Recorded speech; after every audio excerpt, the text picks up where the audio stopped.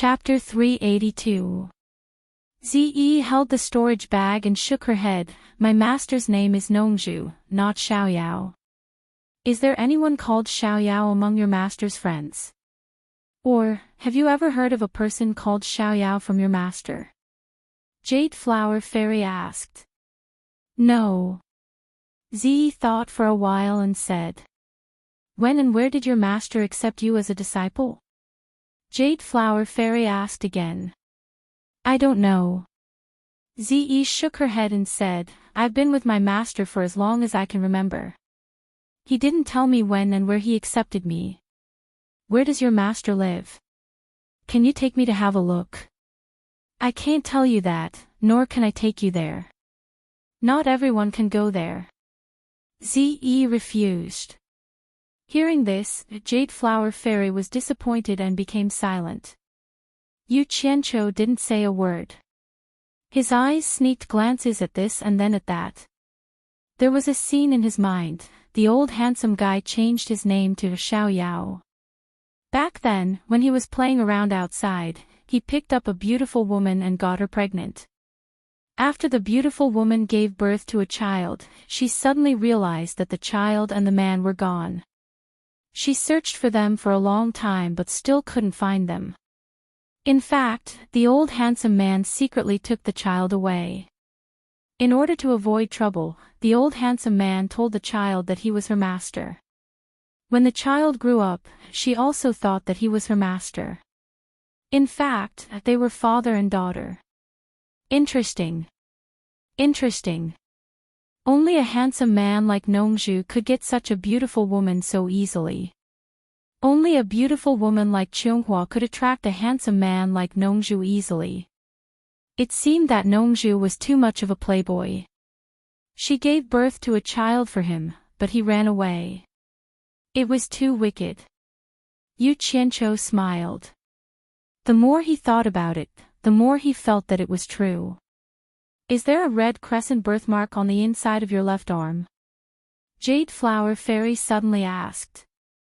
Ze subconsciously looked at her arm and asked curiously, You? How did you know I have a birthmark on my arm? Qionghua Fairy became excited and took a step forward. However, Hua Rui stopped her and shook her head slightly. She pointed at Yu Qianqiu and said, Master, this is Yu Qianqiu. Here. Listening to their conversation, Yu Qianqiu is 100% sure that Ze is the daughter of Jasper Flower Fairy. He is secretly happy, thinking that he has something on Nongzhu. Ze suddenly shoves the storage bag into his hand. Yu Qianqiu was stunned. Seeing that everyone was looking at him, he sheepishly stuffed the storage bag into his own storage bag. The Jade Flower Fairy immediately asked, Ze, why did you give him the money? Before Ze can speak, Yu Qianqiu hurriedly said, I keep it for her. She can use it whenever she wants. Although Ze didn't understand why he said that, she believed that there must be a reason, so she nodded. Qionghua Fairy, who has been in a superior position for a long time, is naturally not easy to fool. The sadness on her face turned into indifference in an instant. She stared at Yu Qianqiu and asked, Are you Yu Qianqiu, who betrayed the sect twice? Why is Ze with you? As a supreme master, she naturally hates people like this the most. And Yu Qianqiu also hates it when people talk about him like this. But for the sake of such a beautiful woman and Ze's mother, he didn't care about it. He thought for a while and sighed, Ze, you heard it. Why don't you go back? I don't have a good reputation. If you follow me, you will be implicated sooner or later. You go back first, and I will explain to your master later. I won't go back. Hearing that, Ze immediately glared at him. She hasn't finished the task that Senior Bai asked her to do. How can she go back now? She stared at the Jade Flower Fairy and said, Although you gave me more money, you did it voluntarily. It's none of your business who I'm with. The Jade Flower Fairy's beautiful face suddenly froze. She looked at Ze, who wanted to say something but stopped on second thought. She could scold anyone except Ze. Finally, she stared at Yu Qianqiu and asked, "Do you know Ze's master?" Yu Qianqiu said with a wry smile, "I don't just know her. Ze's master asked me to bring her out. I don't want to. But her master's cultivation is too high. I can't do anything about it." Anyone who heard that they were not welcome would be unhappy, and Ze was no exception. Her pretty face was almost frozen. She stared at Yu Qianqiu coldly. Yu Qianqiu shrank his head. It seemed that he was completely afraid of this woman. It seemed that only now did he look like he was taking care of her money. The Jade Flower Fairy and Hua Rui were both stunned. They didn't expect that the audacious Yu Qianqiu would be so afraid of Ze, and they didn't expect that Ze would be so tough. The Jade Flower Fairy looked at Yu Qianqiu in a more relaxed way. She asked, "Do you know where Ze's master lives?" "Yes. We came out from her master's place this time." Before Yu Qianqiu finished his words, Ze shouted, "Yu Qianqiu, if you dare to tell others where my master and I live, don't blame me for being rude to you." "Ah. I won't tell you." Yu Qianqiu smiled awkwardly. Ze turned her head and warned the Jade Flower Fairy, "I don't care what kind of master you are, but there are some things you'd better not know." The Jade Flower Fairy was stunned again. She looked at Yu Qianqiu again and felt that he had been wronged. She even thought of a possibility. In this saber drawing competition, people said that Yu Qianqiu wanted to collect money. However, she had never heard that Yu Qianqiu was a greedy person. This time, he even took out such a treasure. Could it be that he was forced by Ze? If that was the case, then Yu Qianqiu had indeed been wronged. Yu Qianqiu said to her with a bitter smile, "We've been here. If there's nothing else, we'll leave now." They had come here to get the money. Now, not only did they get the money, but they also had an extra 30 million yuan. Moreover, they knew a secret. Why not leave? Wait. The Jade Flower Fairy's voice was much gentler. Looking at the two of them, she frowned slightly and said, "It's too dangerous for you two to walk around the cultivation world alone. Why don't you join the Cultivation World Alliance? At least most cultivators won't do anything to you under the current circumstances. Will the Cultivation Alliance accept us?" Yu Qianqiu asked. He kind of wanted to join. Even if he didn't put in any effort, at least they could share information. That way, it would be more convenient for him to do many things. The Jade Flower Fairy's eyes paused on the two of them. The Cultivation Alliance might not accept them. One had a bad reputation and violated the taboo of the cultivation world, and the other had an unknown background. After thinking for a while, she made up her mind and said, "I'll be your guarantor. The Cultivation Alliance should accept you. Why don't you stay here for the time being? I'll let you know when it's done." The Moon Clan wanted a man to stay overnight. Yu Qianqiu was stunned. He hesitated and decided not to be the first. He shook his head and said, "Thank you for your help, Senior. We still have to go to the 10,000 demons. We'll leave now." As soon as he finished speaking, Purple Dress flew away with a whoosh. Obviously, Purple Dress didn't have a good impression of the Moon Clan leader. Yu Qianqiu smiled helplessly at the Jade Flower Fairy. His long sword popped out and he chased after Purple Dress quickly. The Jade Flower Fairy hurried to the railing and looked longingly at the two figures disappearing into the depths of the stars. Hua Rui walked over and said softly, "Sister, are you sure it's her? Who else could it be? Her eyes are so similar to that heartless man. And the crescent-shaped birthmark on her hand." The Jade Flower Fairy's eyes were already misty with tears. "Ah! When I first saw her, I thought she looked like you. That feeling was very strong. I didn't expect it to be her." Hua Rui sighed. Suddenly, she turned around and asked, "Sister, do you suspect that her master is brother-in-law?" The Jade Flower Fairy shook her head and said in confusion, I'm not sure. Back then, Xiaoyao was an ordinary man who wandered around. I was fascinated by him and was attracted by him. After so many years, I always thought that the father and daughter had already passed away.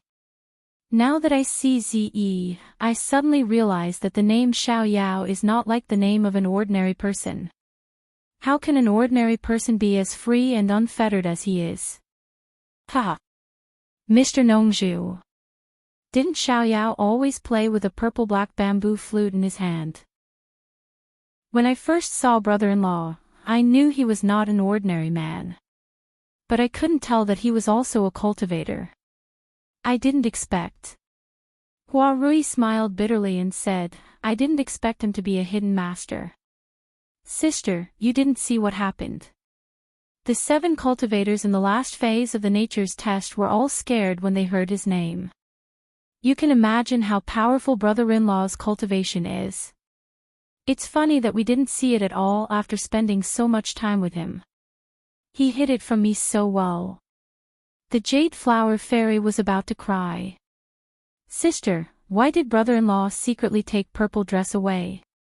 Didn't he have a reason? I don't think brother-in-law is an unreasonable person. Hua Rui asked in confusion. After Purple Dress was born, I saw that she had the spiritual root of cultivation, so I told Xiaoyao about my identity as a cultivator. Xiaoyao didn't seem to care at all. I should have noticed it at that time. How could a mortal be so indifferent after knowing our existence? The Jade Flower Fairy smiled bitterly and said, then I told him that mortals have a short lifespan. I wanted to bring Purple Dress back to the Moon Clan to cultivate. Who knew that he would strongly oppose it? We even had a fight about it. The next day, he disappeared with his daughter. Hua Rui was silent for a while and said, in that case, the reason makes sense. Brother-in-law is a hidden master, so he might not be interested in a sect like the Moon Clan. Brother-in-law might want to teach Purple Dress personally. Otherwise, how could she have reached the last phase of the nature's test at her age? At least with our Moon Clan's ability, we can't do that. In that case, why did he hide it from me? If he let me know his identity, I would have let Purple Dress go with him. Then we wouldn't have lost contact for so many years.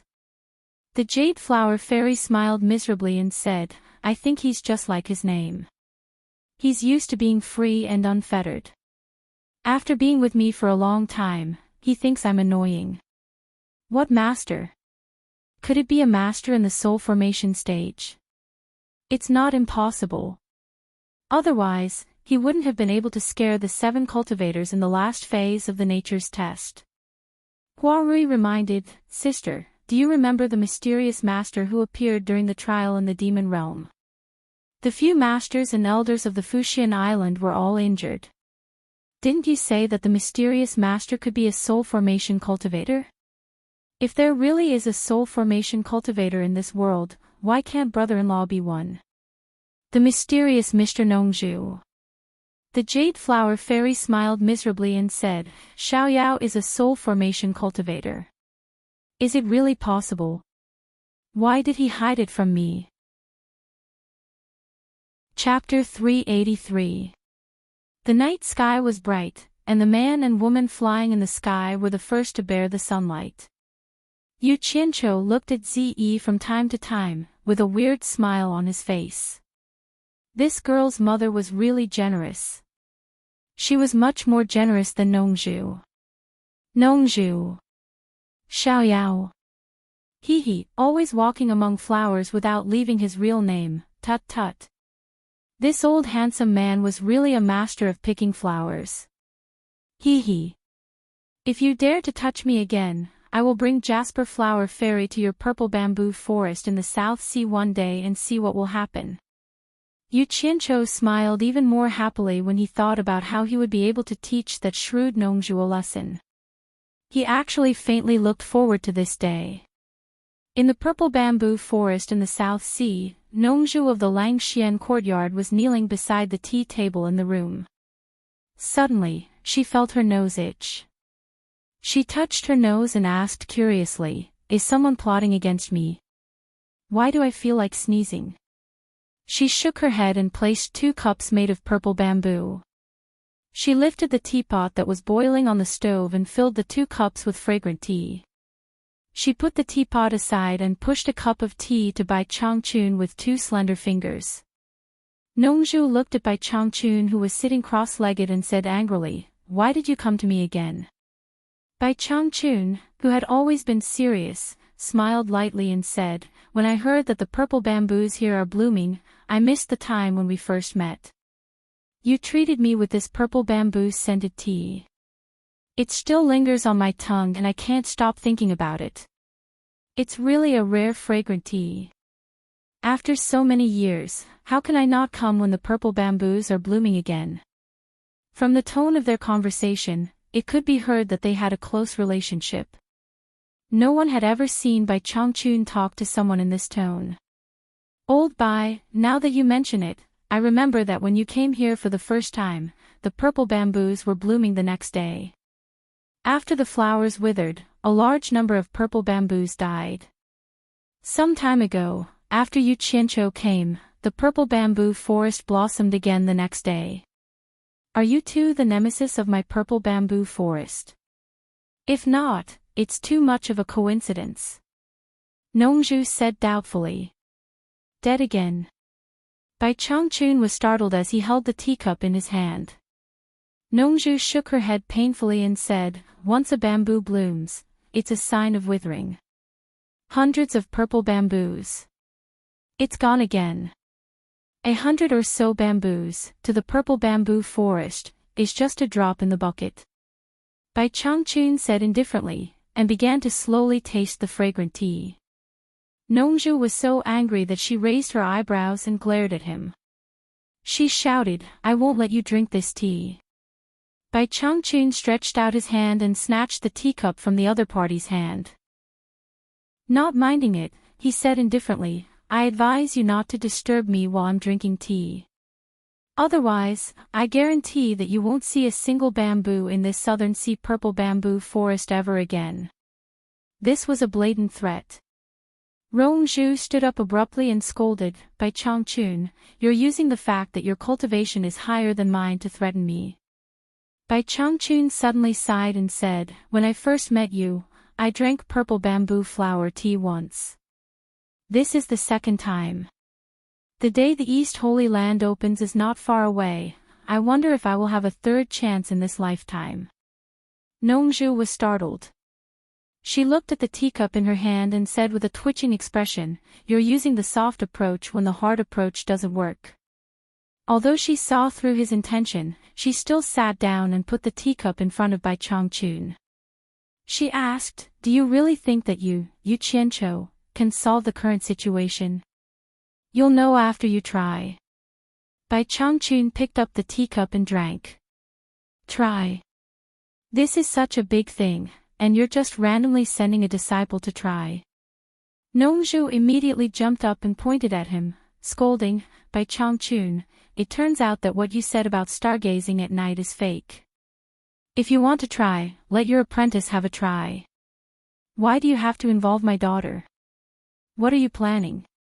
"No, I have to call Ziyi back." "What's the hurry?" Bai Changchun said indifferently, "Ziyi should go out and take a walk. Look at her, she has been with you for so many years. Other than her cultivation improving, what do you think she has learned from you? She knows nothing. Maybe she can learn a lot from Yu Qianqiu. At least there's no danger." Nongzhu said loudly, "I can let her live a carefree life, a life that everyone dreams of. This is not Ziyi's dream. This is your dream.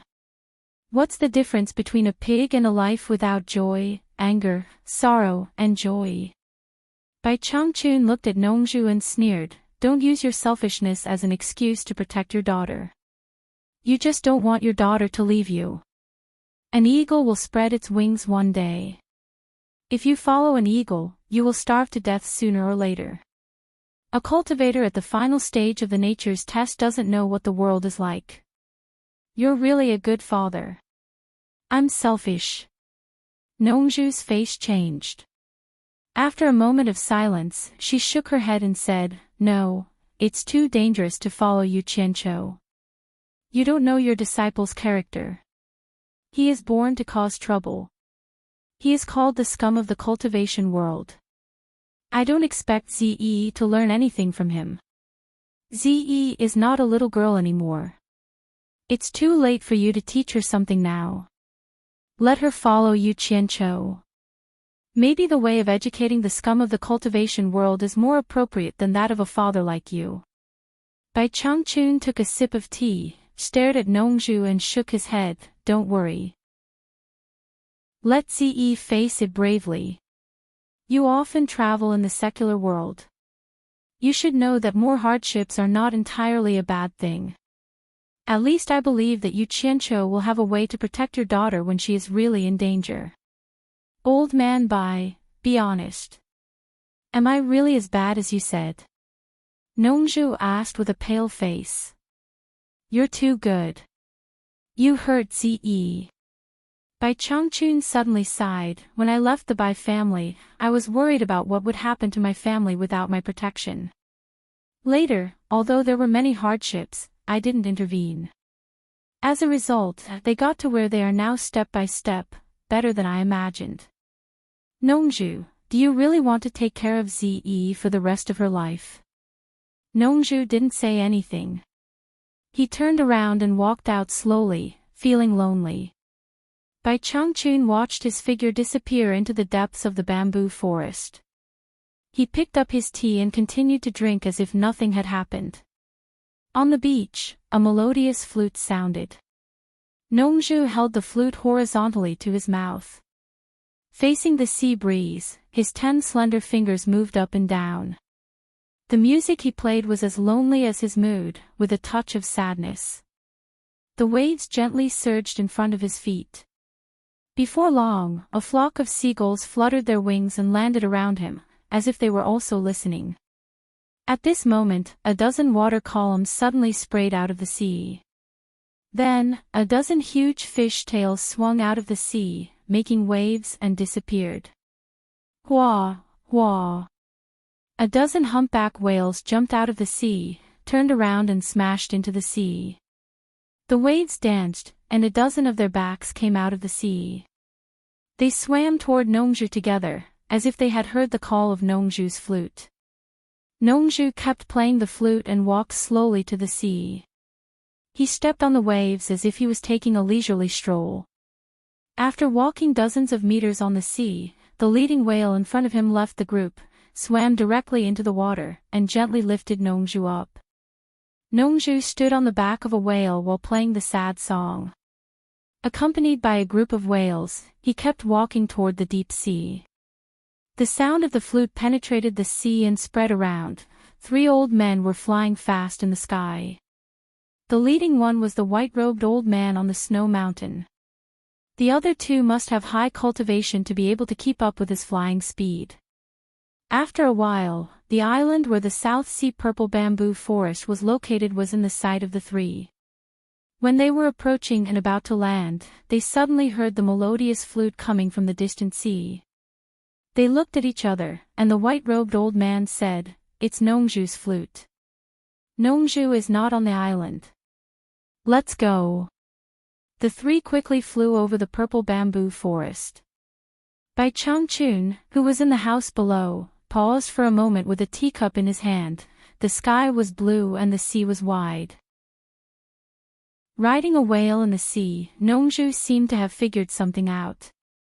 The sound of the flute gradually became clearer. The accompanying humpback whales also became cheerful and jumped out of the sea from time to time.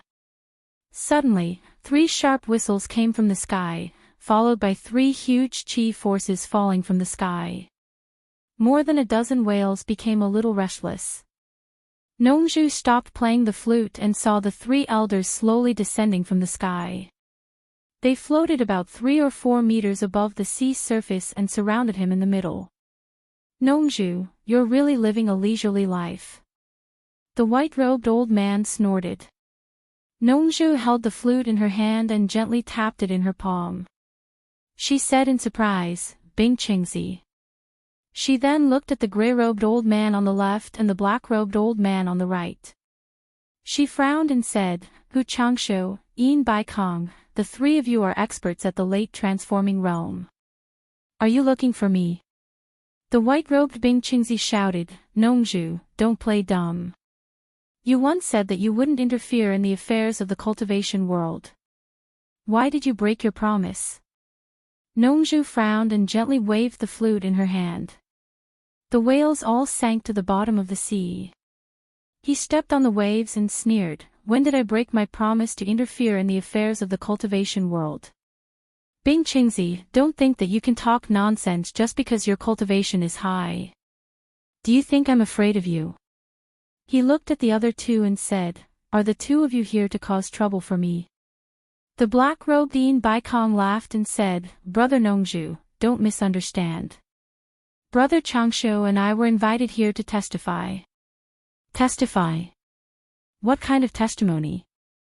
Nongzhu asked as she looked at the position of the three.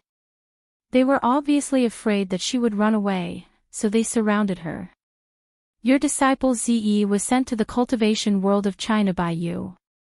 How dare you say that you didn't interfere? Bing Qingzi shouted. Nongzhu snorted and said, That's right. My disciple Ze did go to the cultivation world of China. So what?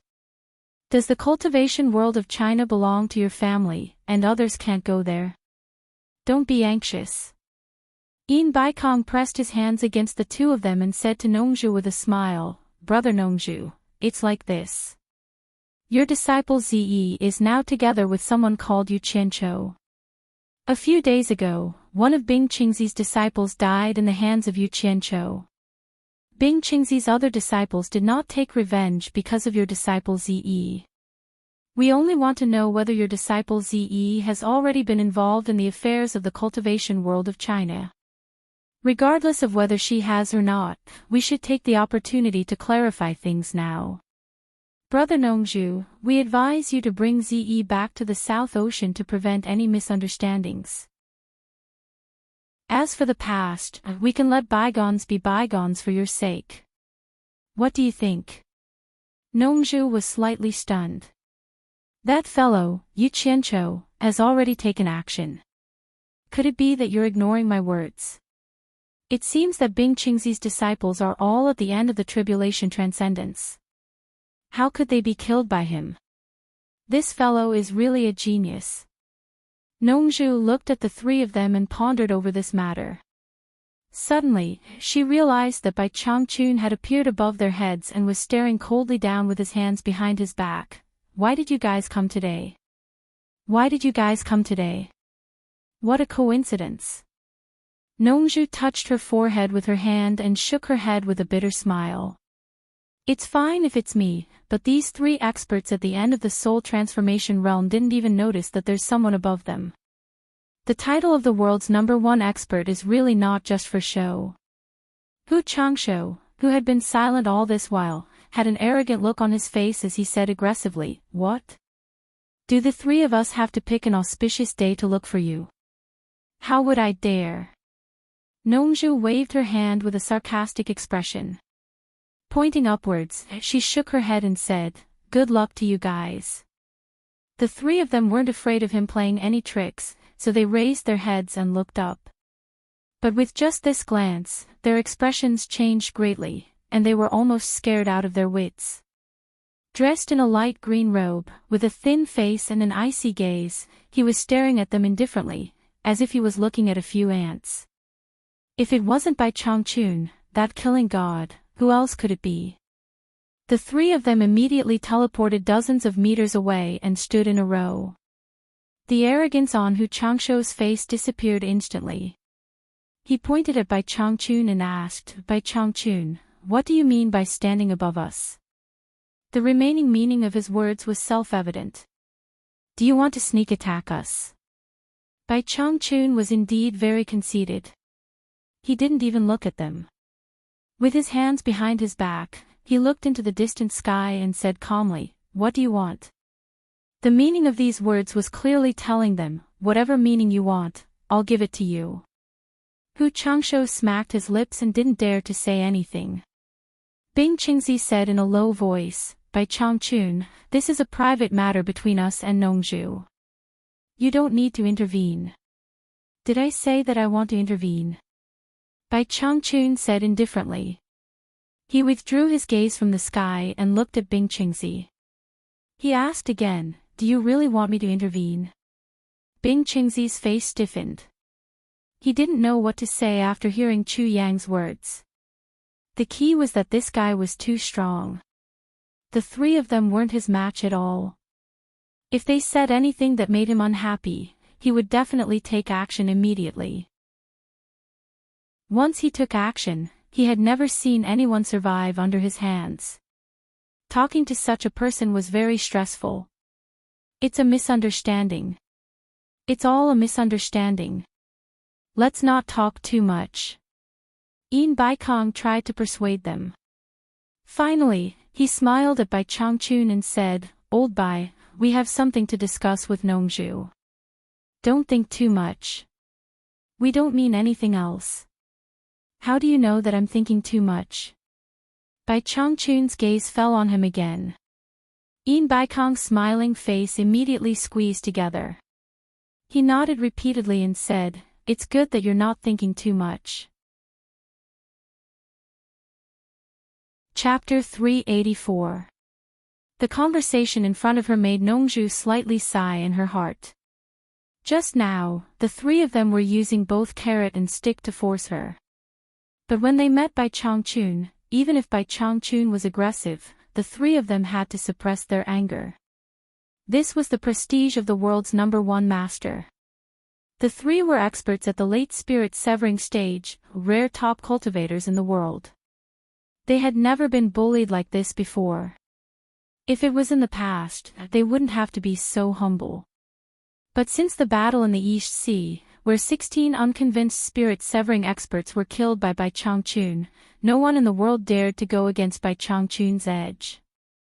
They were in a stalemate. Nongzhu said to Bai Changchun, "Yu Qianzhou killed Bing Qingzi's disciple. This old guy is famous for protecting his disciples. Should we tell them that Yu Qianzhou is your disciple?" "There's no need. Let this junior solve his own problems with his own ability. I can't help him for a lifetime. However, if someone who shouldn't have interfered, I won't let a single one of them get away."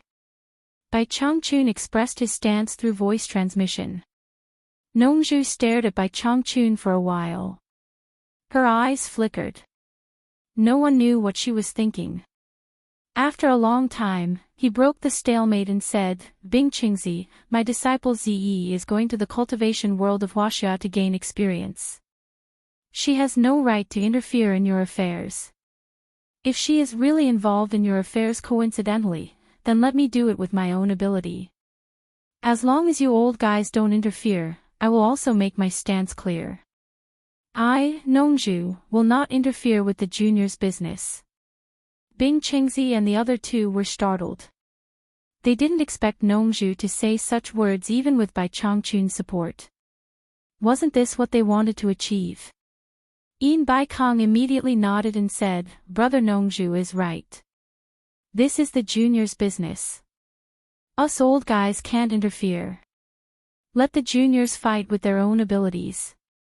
He looked at the other two and said, "I, Yin Baikong, have the same stance as Brother Nongzhu. What do you two think?" Bing Qingzi and Hu Changshou's eyes flashed with joy. They had already sworn an oath. Now that Nongzhu had expressed her stance, they had nothing to worry about and could let their disciples do whatever they wanted. The two of them exchanged glances and nodded in unison. It's settled then. Looking at Nongzhu, Bai Changchun was also a little surprised. He didn't expect that Nongzhu was really willing to let his daughter suffer. It seemed that Bai Changchun's previous persuasion had stimulated Nongzhu and ruined his previous plan. Now it was really up to Yu Qianzhou and the others. Since everything has been made clear, we shall not disturb you any further. Yin Baikong cupped his fists towards Bai Changchun and Nongzhu. The three of them did not want to stay any longer and shot into the sky. After watching them disappear, Nongju shook her head and said with a bitter smile, "I've given my daughter to your disciple. I hope he won't let me down." Bai Changchun was speechless. "If I knew you would agree, I wouldn't have come out." What an unnecessary move. It was not convenient for him to say this. If he did, he would be suspected of plotting against Nongju. Bai Changchun snorted coldly and disappeared with a swing of his sleeve. He returned to the Langxian courtyard in the blessed land of bamboo and continued drinking tea. 2 days later, Yu Qianqiu and Ziyi arrived at a stretch of deep mountains. On the main mountain range between the mountains, there were magnificent buildings that were connected layer by layer. This was the 10,000 demons, the number one demonic sect. Before the two of them got close, they heard Qiu Wuyuan's laughter coming from afar. "Brother Yu, you're finally here." Obviously, they were discovered by the people of the 10,000 demons as soon as they arrived at this area. 5 gray figures came together and stopped in front of the two of them. The one leading them was Qiu Wuyuan. The two of them also stopped flying. Yu Qianqiu bowed and said, "Greetings, senior." The other 4 had cold expressions. Yu Qianqiu had seen them before. They were the 4 generals of the demon clan who had been following Qiu Wuyuan for a long time. The 4 of them used to be the 4 servants of the previous sect leader. Not only were they high in cultivation, but they were also infamous. Because Qiu Wuyuan had been working outside for a long time, the previous sect leader sent the 4 of them to Qiu Wuyuan. It was probably more to protect his own disciple. "I just received news from the Cultivation Alliance. They said that Qianghua Fairy of the Moon Clan has already vouched for the two of you. Now you are also members of the Cultivation Alliance." Qiu Wuyuan laughed. Yu Qianqiu and Ziyi looked at each other. They didn't expect Qianghua Fairy to be so efficient. Qiu Wuyuan raised his hand and said, "Please." The few of them flew directly to the grand palace at the top of the mountain range. The entire palace had the aura of sky-bearing and was indeed magnificent. As soon as they landed in front of the palace, a group of people walked out of the palace. All of them looked serious and flew away, leaving only 3 old men standing in front of the palace. Qiu Wuyuan, who was originally happy, was slightly stunned. He quickly walked to a gloomy old man with white hair tied up by a black crown in the middle and asked, "Palace Master, did something happen?" So this was the famous Palace Master of the 10,000 demons, Buyun Shao. When Yu Qianqiu heard this, he sized him up carefully. Buyun Shao nodded with a serious expression and said, "Wuyuan, I just received news that eldest brother Yan Bugui brought a group of people to the 100 Flowers Valley. They are now in a confrontation with the Cultivation Alliance. Something might happen at any time. Go with the 4 generals of the demon clan. It's best if you can persuade eldest brother not to do anything for Master's sake." "I'll go see Master now." "Ah. Eldest brother, he." Sigh. Qiu Wuyuan stomped his feet and sighed. When he turned around and saw Yu Qianqiu and Ziyi, he realized that he almost forgot about them. He immediately turned around and said, "Palace Master, these 2 are Yu Qianqiu and Miss Ziyi." "You see," Buyun Shao glanced at the 2 and his gloomy face immediately changed into a smile. He cupped his hands and said, "I happen to have something to do. Sorry for the delay." Then he turned around and said to the old man next to him, "5th junior brother, take the 2 guests to rest. Don't neglect them. I'll go see Master and come back soon." The 5th junior brother nodded and raised his hand to Yu Qianqiu and Ziyi. He said with a smile, "Please follow me. There's no need to trouble yourself." Yu Qianqiu bowed to Buyun Shao and said, "Palace Master Bu, Ziyi and I have just joined the Cultivation Alliance. Since the Cultivation Alliance is in trouble, we should do our best to help. Since Senior Qiu is going to the 100 Flowers Valley, we decided to go with Senior Cho. He didn't want to come to the 10,000 demons in the first place. Not only did he not get any benefits, he might even be schemed against by others. If it wasn't for Chiu Wuyuan, he wouldn't have come. Now, he found an excuse to leave. Bu Yunxiao pondered for a moment before he nodded and said, "If that's the case, I won't force you. After this is over, I hope the two of you can give me face and come to my Myriad Demon's palace again. I want to apologize for my poor hospitality this time." "Palace Master, you're too kind." Yu Qianzhou cupped his hands and said. At the side, Chiu Wuyuan seemed to be getting impatient. He waved his hand and yelled, "Let's go." He and the 4 generals of the Mo family shot into the sky first. Yu Qianzhou also jumped onto his flying sword and chased after them with Ze. Yu Qianzhou. Bu Yunxiao stared at the figures flying away and mumbled a few words. Then, he shot into the deep mountains. A few figures flew across the sky. Chiu Wuyuan and the other 4 gradually pulled away from Yu Qianzhou and Ze. From this, one could see the difference in cultivation between Yu Qianzhou and them. Of course, it wasn't that Ze couldn't fly faster. It was because she had been accompanying Yu Qianzhou the whole time. "Brother Yu, it's an emergency. I'll be going first." Chiu Wuyuan's voice came from the sky. Then, the 5 in front sped up again. They immediately left the 2 behind further and further behind. "Damn it. If you want to leave, then leave. Why are you shouting so loudly? Are you trying to bully me because I can't fly fast?" Yu Qianzhou turned his head and looked at Ze. Luckily, Ze didn't care whether she was fast or slow. He slightly regretted that he didn't bring the whole flying instrument. Although it couldn't catch up to the speed of a tribulation-passing cultivator, it was at least faster than him. Moreover, with Ze controlling it, he could rest in peace. He had been flying around in the sky for the past few days and didn't really land. However, he immediately dismissed the idea. It seemed that Ze didn't know the way. It would be troublesome if she flew further and further away.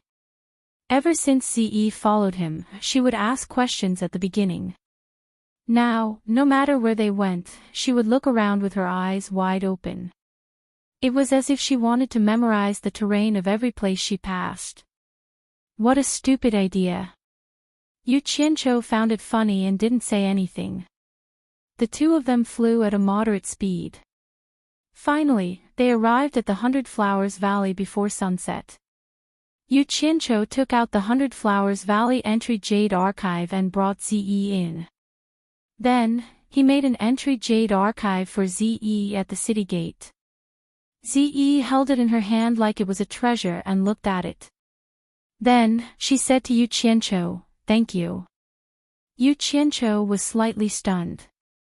Then, he remembered that ever since he brought her out of the purple bamboo forest in the southern sea, this was the first time she had received something that belonged to her. Thinking about how this girl had helped him earn 50 million, Yu Qianzhou felt a little guilty.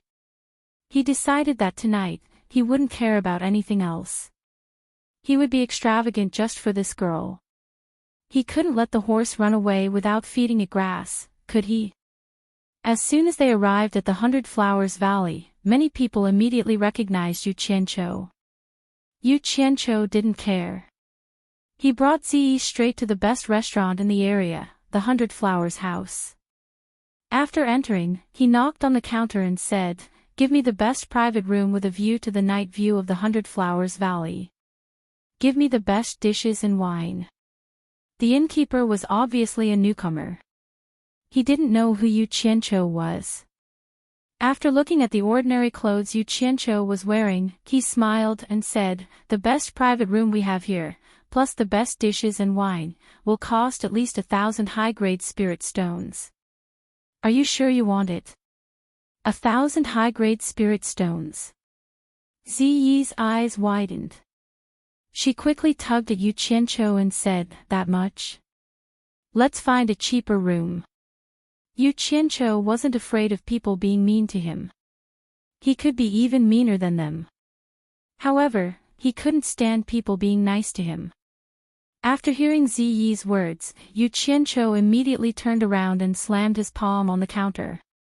With a bang sound, he directly collapsed the counter. He shouted in a deep voice, "Are you afraid that I can't afford it?" Ziyi was stunned. She didn't know why he was so angry. The innkeeper saw that the counter had been destroyed. Wasn't this causing trouble? His face immediately darkened. He said sternly, "What are you trying to do?" Someone actually dared to cause trouble at the 100 Flowers house in the 100 Flowers Valley. There were many people inside and outside the store who came to watch the show. Chapter 385. Isn't that Yu Qianqiu? So it's that madman. No wonder. Hearing that, Yu Qianqiu, who was already in a bad mood, immediately took out a big black machete from his storage bag. Wherever the blade pointed, everyone retreated. Who's tired of living? Why don't you say a few words for me? I'll make sure you're satisfied. Yu Qianqiu said expressionlessly with the machete in hand. No one said anything. Sure enough, the bigger the machete, the more intimidating it was. There was an old man in the store who recognized Yu Qianqiu. He quickly whispered a few words into the manager's ear. However, it seemed like the manager had already heard everyone's words, especially that rather unique machete, which was unique in the cultivation world. It was hard not to know who the person in front of him was. Yu Qianqiu turned the machete around and pointed it at the manager. The manager's expression changed. He immediately smiled and said, "So it's Mr. Yu. It's a misunderstanding, a misunderstanding. If you have any orders, just tell me. As long as I can do it, I'll do my best." The manager had no choice but to admit defeat. This guy was famous for being a madman in the cultivation world. Was there anyone he didn't dare to hit? No. Was there anyone he didn't dare to kill? No. Even the dignified sect master Ong Kwangsung was killed by him, but he was still alive and kicking here. So what if he broke a counter? What was the point of a small manager's face? The blade of that big black machete was just a little bit away from pointing at the manager's head. Yu Qianqiu raised his eyebrows and said, "You're a snob. If you don't want me to tear down the 100 Flowers residence, hurry up and prepare a private room." Yu Qianqiu knew how to play this game. Some people weren't afraid of good people, but they were afraid of hooligans. Since his reputation wasn't good, he might as well be unreasonable. The onlookers at the side were convinced. This guy was an out-and-out madman. He came all the way to the 100 Flowers Valley to tear down the 100 Flowers Palace. There would probably be a good show to watch. It was Ziyi's first time seeing such a bandit side of Yu Qianqiu. She was really a little surprised. No need to prepare, no need to prepare. There's an empty private room upstairs. Follow me. The manager carefully moved away from the machete and led the way upstairs. Before Yu Qianqiu went up the stairs, he coldly swept his eyes over the crowd. They all acted as if they didn't care about him and dispersed. But after they left, they gathered at a place not far from the 100 Flowers house and waited, ready to watch the show. Sure enough, as soon as Yu Qianqiu went upstairs, an attendant immediately ran out of the store and flew towards the Flower Palace. Everyone's eyes lit up, and they continued to wait. Zhang Gui led the two of them to the private room on the top floor and asked them to wait for a moment before he turned and ran down the stairs. The manager here elegant and elegance 8AA there's AAA there. TAAA restaurant. AAAA, you. ZE asked curiously, is this really a restaurant? What an idiotic question. Yu Qianqiu rolled his eyes. He walked to the window and pushed it open. A cool breeze blew in. It was mixed with the fragrance of the 100 Flowers Valley's flowers. Ze also came after smelling the fragrance. The two of them stood at the window. The sun had just set. A patch of burning clouds dyed the sky red. The mountains were hazy under the twilight. Tired birds flew across the sky and returned to the forest. Downstairs was the market of the 100 Flowers Valley. Although it was already night, it was still bustling with activity. The commoners in the cultivation world lit up their fluorescent stones. They didn't want to give up the chance to earn spirit stones at night. All of this was new to Ze, who stayed in the South Sea purple bamboo forest for a long time. She couldn't get enough of it. She pointed at those people and asked, "What are they doing?" "They're making money like us, of course," Yu Qianqiu replied.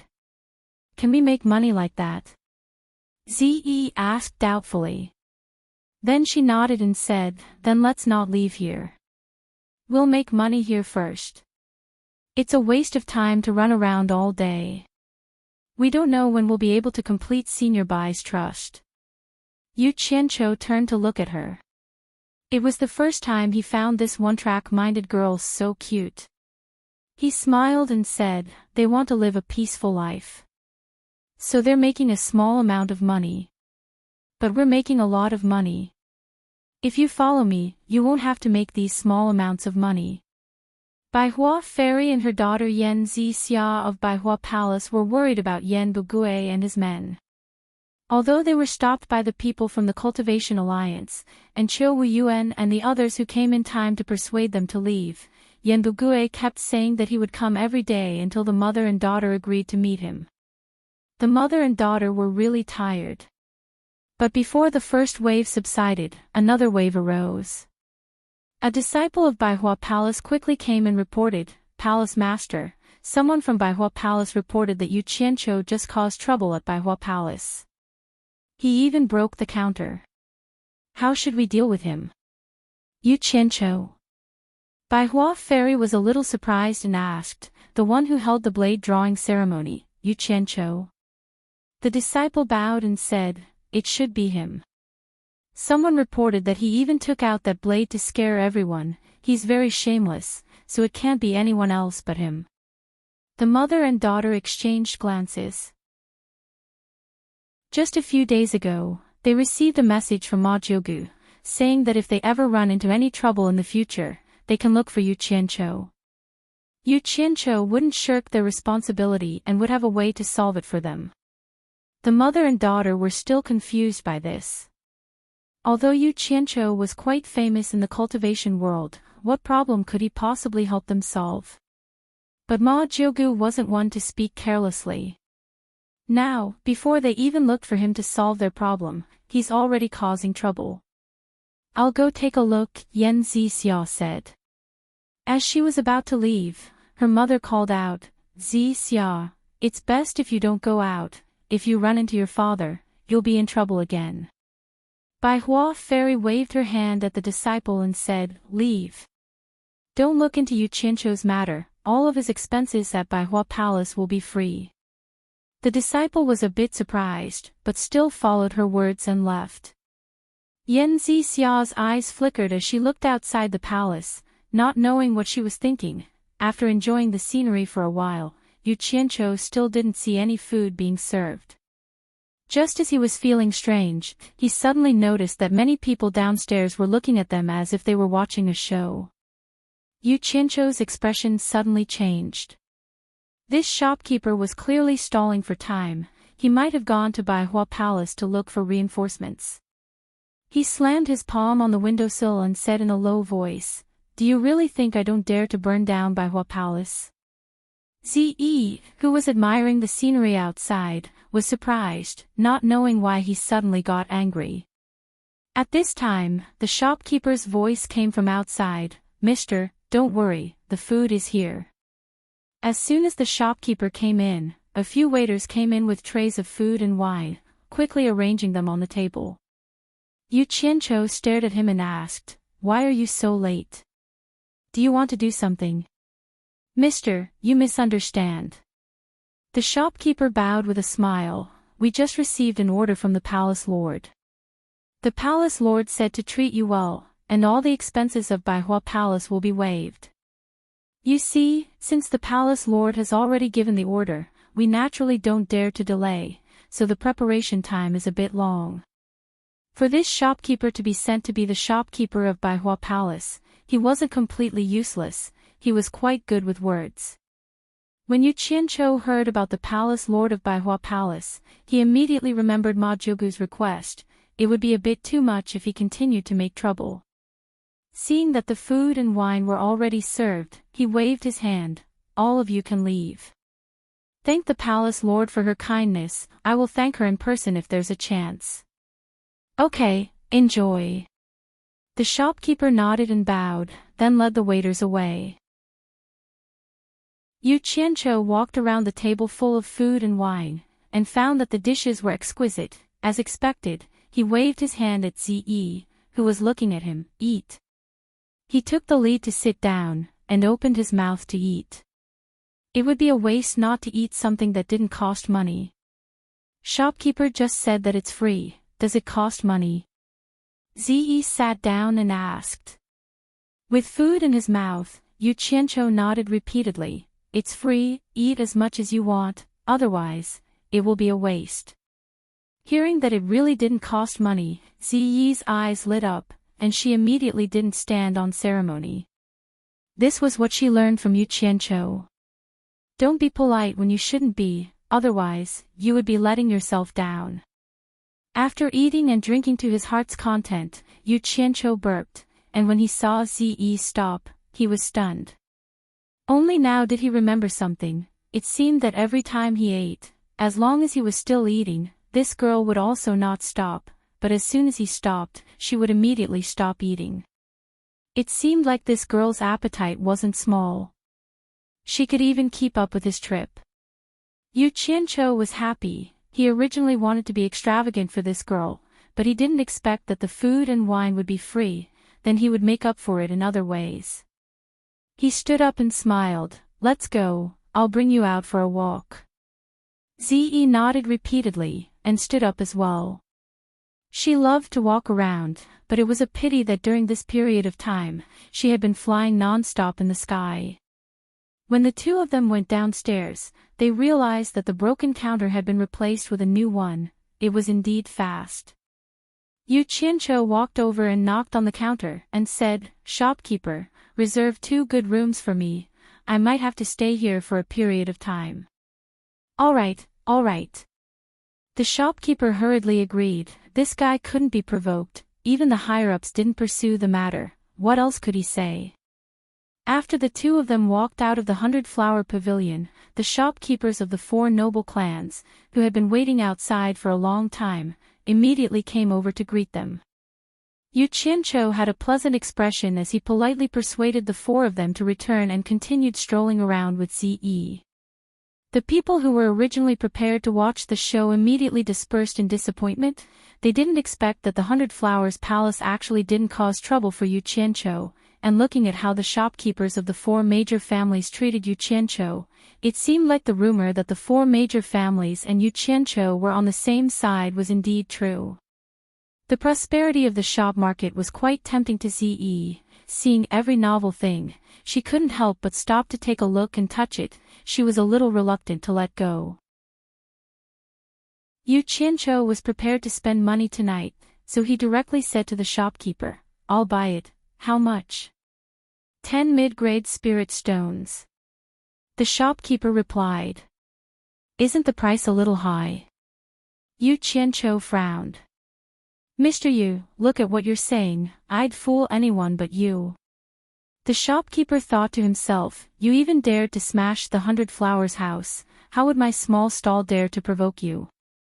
There was no more nonsense. Yu Qianqiu also wouldn't bother with these small shop owners, he directly paid and took the things.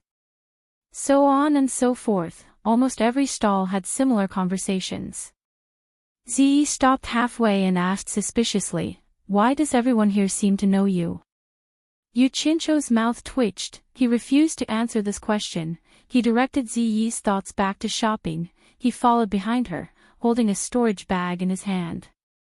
As long as CE stopped to look at or touch something, he could only do three things: ask for the price, pay, and pack the things. It seemed like women were born to be shopaholics, especially when there was a man who was willing to pay with money following them. After shopping at the stalls, the spirit stones were spent like flowing water. The things in the shops were much more expensive than the things in the stalls. Some of them easily cost hundreds, thousands, or even tens of thousands of high-grade spirit stones. Ze didn't care whether she could use it or not. As long as she liked it, she would subconsciously nod at Yu Qianqiu. She didn't think about how much it cost. Anyway, someone was paying. Yu Qianqiu himself also couldn't remember how many types of things he sold, regardless of the size of the items. In any case, he bought almost everything in the stalls and shops. He even filled up 2 storage bags. It was already late at night. There was no more shopping. Ze just remembered that she seemed to have bought a lot of things. She looked at Yu Qianqiu embarrassedly and asked weakly, "It seems like you spent a lot of money." Sigh. Isn't it a little too late to ask this now? Yu Qianqiu's gaze had already answered her question. Ze became even more embarrassed. She said embarrassedly, "I really didn't mean it." "And, I know you didn't mean it." Yu Qianqiu handed over the 3 storage bags and smiled. "Actually, I didn't buy much, I just filled up these 3 storage bags." Ze received the 3 storage bags and used her divine sense to look at them. She was shocked. She didn't expect to buy so many things just by casually strolling around. Carrying the 3 storage bags, she didn't know what to do. She once again weakly asked, "How much did you spend in total?" "It's okay. Consider these things as a gift from me. You can earn more money after you spend it, as long as you are happy." Yu Qianqiu smiled.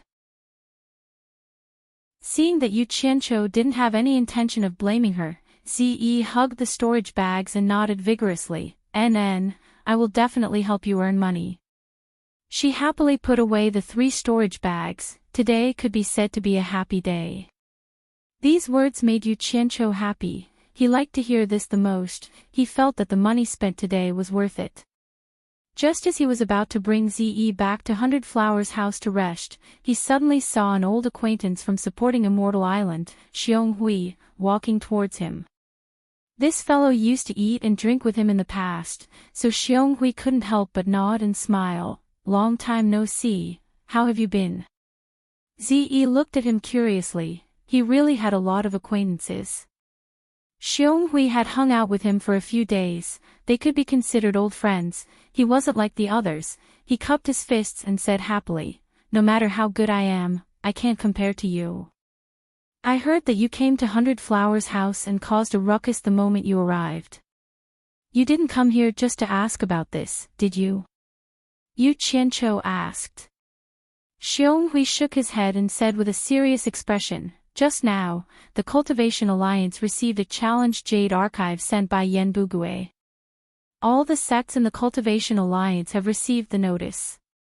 Elder Quan asked us to inform the other individual cultivators who have already joined the Cultivation Alliance and are in the 100 Flowers Valley to meet at the Cultivation Alliance tomorrow to discuss this matter. I just heard that you are here. The leader of the Moon Clan has already vouched for you. You are now also a member of the Cultivation Alliance. Because we are familiar with each other, I specially came to find you to inform you of this matter. Yan Bugue is challenging the Cultivation Alliance." Yu Qianqiu frowned and asked again to confirm, "Are you going to meet at the Cultivation Alliance tomorrow?" "Yes." "You." "Brother Yu, I won't say any more. I still have to inform the others. We can talk about this later." Xionghui cupped his fists and left. "What does challenging the Cultivation Alliance have to do with me?" Yu Qianqiu muttered softly, turned his head and said to Ze, "Go back and rest." After that, he led Ze, who was like an obedient child, back to 100 Flowers House. Chapter 386. The next day, the sun had already risen high in the sky, but Yu Qianqiu was still sleeping soundly on the bed. He had been flying non-stop for the past few days, and he was indeed a little tired. Normal cultivators would probably meditate to recover, but he preferred the most primitive way of resting, sleeping. Lying on the bed with his legs spread out was also a kind of happiness. Asterisk dong, dong, dong. Asterisk in his dream, he was still in his previous life, and he was discussing physiological problems with a few blonde and blue-eyed ladies. Unfortunately, he was awakened by a series of knocks on the door. He got up and looked around, and he couldn't help but sigh slightly. As expected, he was dreaming. The era of 4 wheels was gone forever. Asterisk dong, dong, dong. Asterisk the knocks on the door continued, and Yu Qianqiu immediately shouted, "Who is it? Who is it? Why are you knocking on the door so early in the morning? Don't you know that you're sleeping?" He got off the bed unhappily and got up to retract all the black fiend traps that he had set up around him into his body. He had no choice but to do this. Often, people who schemed against others were also afraid of being schemed against by others. Back then, he had schemed against Lu Jingguang here. Now that he was living here, he was also worried that he would be schemed against by others. After all, he had offended too many people. He had originally wanted to retreat to Utopia to rest, but he was a little worried about leaving Ze, who was as innocent as a piece of white paper, here. Although Ze's cultivation was much higher than his, he was still a little worried. Speaking of which, he didn't know who was protecting who. He walked to the door and pulled it open. Just as he was about to curse, he saw Ze standing outside the door with her hands behind her back. She had an obedient expression, and there was a hint of a fawning expression on her face. This was unprecedented. Needless to say, she was the one who knocked on the door. Yu Qianqiu swallowed back his curses and asked suspiciously, "Why are you knocking on my door so early in the morning?" "It's not early. It's already noon. Didn't someone ask you to go to the Cultivation Alliance last night?" Ze asked. Yu Qianqiu rolled his eyes, turned around, and went back to his room. As he walked, he said, "In their eyes, we're just 2 lousy loose cultivators. Why are we involved in that? They have their meeting, and we just have to take care of ourselves." He walked to the side of the bed, tilted his body, and fell back down. In fact, he really wanted to get involved. In his words, the more people there were, the more opportunities there were to get rich. But when he thought that Yan Bugue had brought a group of people and had a grudge against him, he decided that it was better to avoid the brunt of the conflict. He did not want to be the one who challenged the Cultivation Alliance. That would not be pleasant.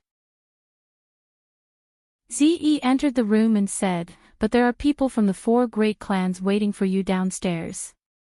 They say they want to wait for you to go with them." The 4 great families.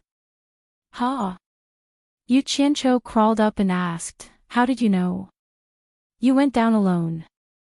Ze stuttered and said, "Didn't you say it's a waste not to eat something that doesn't cost money? I think the food in this restaurant is quite delicious, so I went down to order some food by myself. It just so happens that the people from the 4 major families are waiting for you downstairs. I'll help them ask you after I finish eating. Wouldn't it be a waste not to eat it?" Yu Qianqiu was startled. It seemed that he really did say that to her. She had a strong learning ability. He couldn't sleep anymore. He used the water spell, and a stream of clear water came out of Yu Qianqiu's palm. One stream went into his mouth to clean, and the rest was used to wash his face. After washing, the turbid water gathered into a bowl. Yu Qianqiu opened the window, waved his hand, and the water turned into an arrow and shot out. As for where it would land, he was too lazy to think about it. In the end, Ze was completely dumbfounded. There was no one downstairs. They were probably all at the Cultivation Alliance. The 4 great clans sent 8 people. The 4 elders were Bai Shan, Tan Huazong, Jing Xingping, and Wu Anfeng. The 4 of them were at the middle stage of tribulation passing. Except for the elder from the Wu clan who looked familiar, Yu Qianqiu did not know any of them. The remaining 4 people were old acquaintances. They were the first successors of the 4 great clans, Bai Zizong and the other 3. When the 8 of them saw Yu Qianqiu, they all bowed and said, "Mr. Yu. No need to be so polite, no need to be so polite." Yu Qianqiu smiled and waved his hand. He turned around and said to Zi, "Go, get me the food you had this morning." Zi didn't say anything and went straight to the counter to order.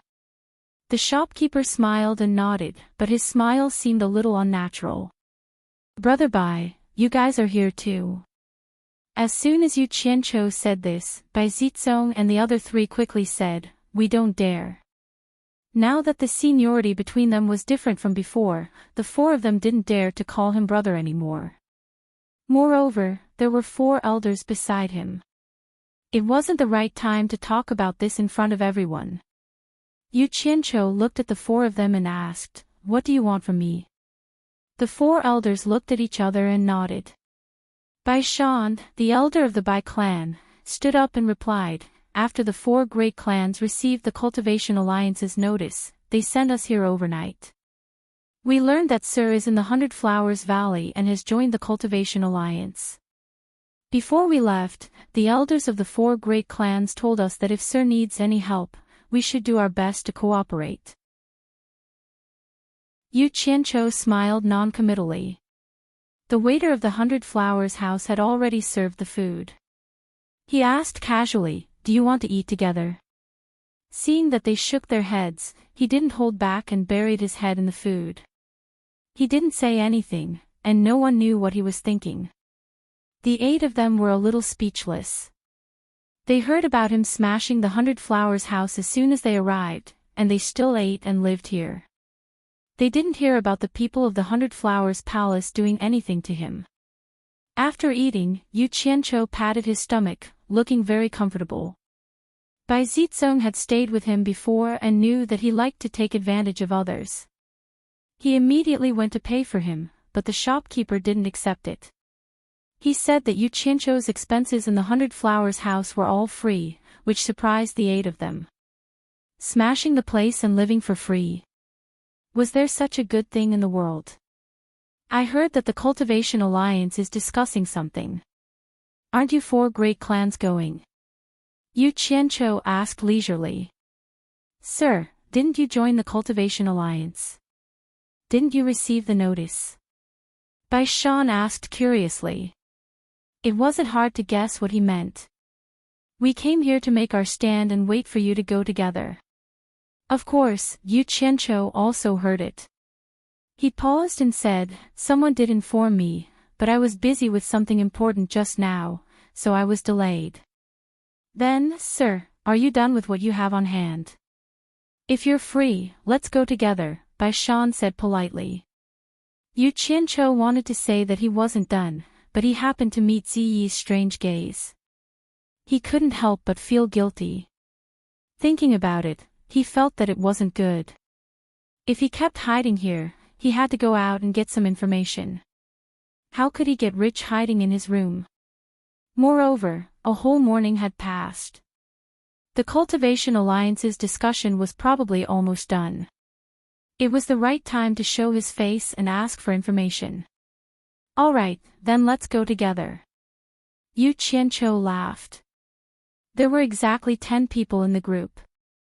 As soon as they left the 100 Flowers house, they started pushing each other. The 4 great clans insisted that Yu Qianqiu and Ziyi walk in front. However, Yu Qianqiu didn't want to show off at this time, so he insisted on hiding at the back.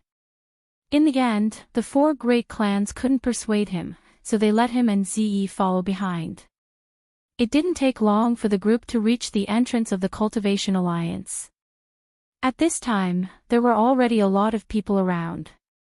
They were all people who didn't have the right to enter. Seeing that the 4 great clans had arrived, someone immediately jeered, "The 4 great clans are so arrogant. Coming at this time, they really don't care about the sects." With one person taking the lead, there were others who had nothing to do and followed suit. The four great clans suddenly became the center of attention. Although the four great clans weren't happy, they wouldn't argue with these people in public. Moreover, they really came too late, so they could only look at them coldly. The jeering people took advantage of the number of people and saw that the four great clans didn't react, so they were very cocky. Damn it! A bunch of hooligans, purposely making me show off. Yu Qianqiu's mouth twitched. The four great clans became the center of attention. He couldn't keep a low profile even if he wanted to hide at the back. Many people realized that the person behind the four great clans was Yu Qianqiu, so they all remained silent. However, there were those who were dumb, stupid, and loud. When Yu Qianqiu showed himself, there was a person next to him who was grinning and almost spitting on Yu Qianqiu's face. Bang! A fist smashed heavily on that person's face, and blood and broken teeth flew out. Crack! A foot kicked from the side of that person's calf. The sound of the leg bone breaking was so crisp, and the whole leg was directly broken. Ah! That person fell to the ground and let out a scream. B*TCH. Yu Qianqiu finally couldn't help but make a move and scolded. After some people next to that person saw who it was, they all subconsciously took a step back, just enough time for that person to hug his leg and lie on the ground, howling and rolling. At this time, the surrounding people realized that the person who had just punched and kicked was Yu Qianqiu, and suddenly quieted down. The people from the four great clans looked back and were shocked. They didn't expect that Yu Qianqiu would actually make a move at the entrance of the Cultivation Alliance. However, the effect of this punch and kick was quite good, and the annoying noise was finally gone.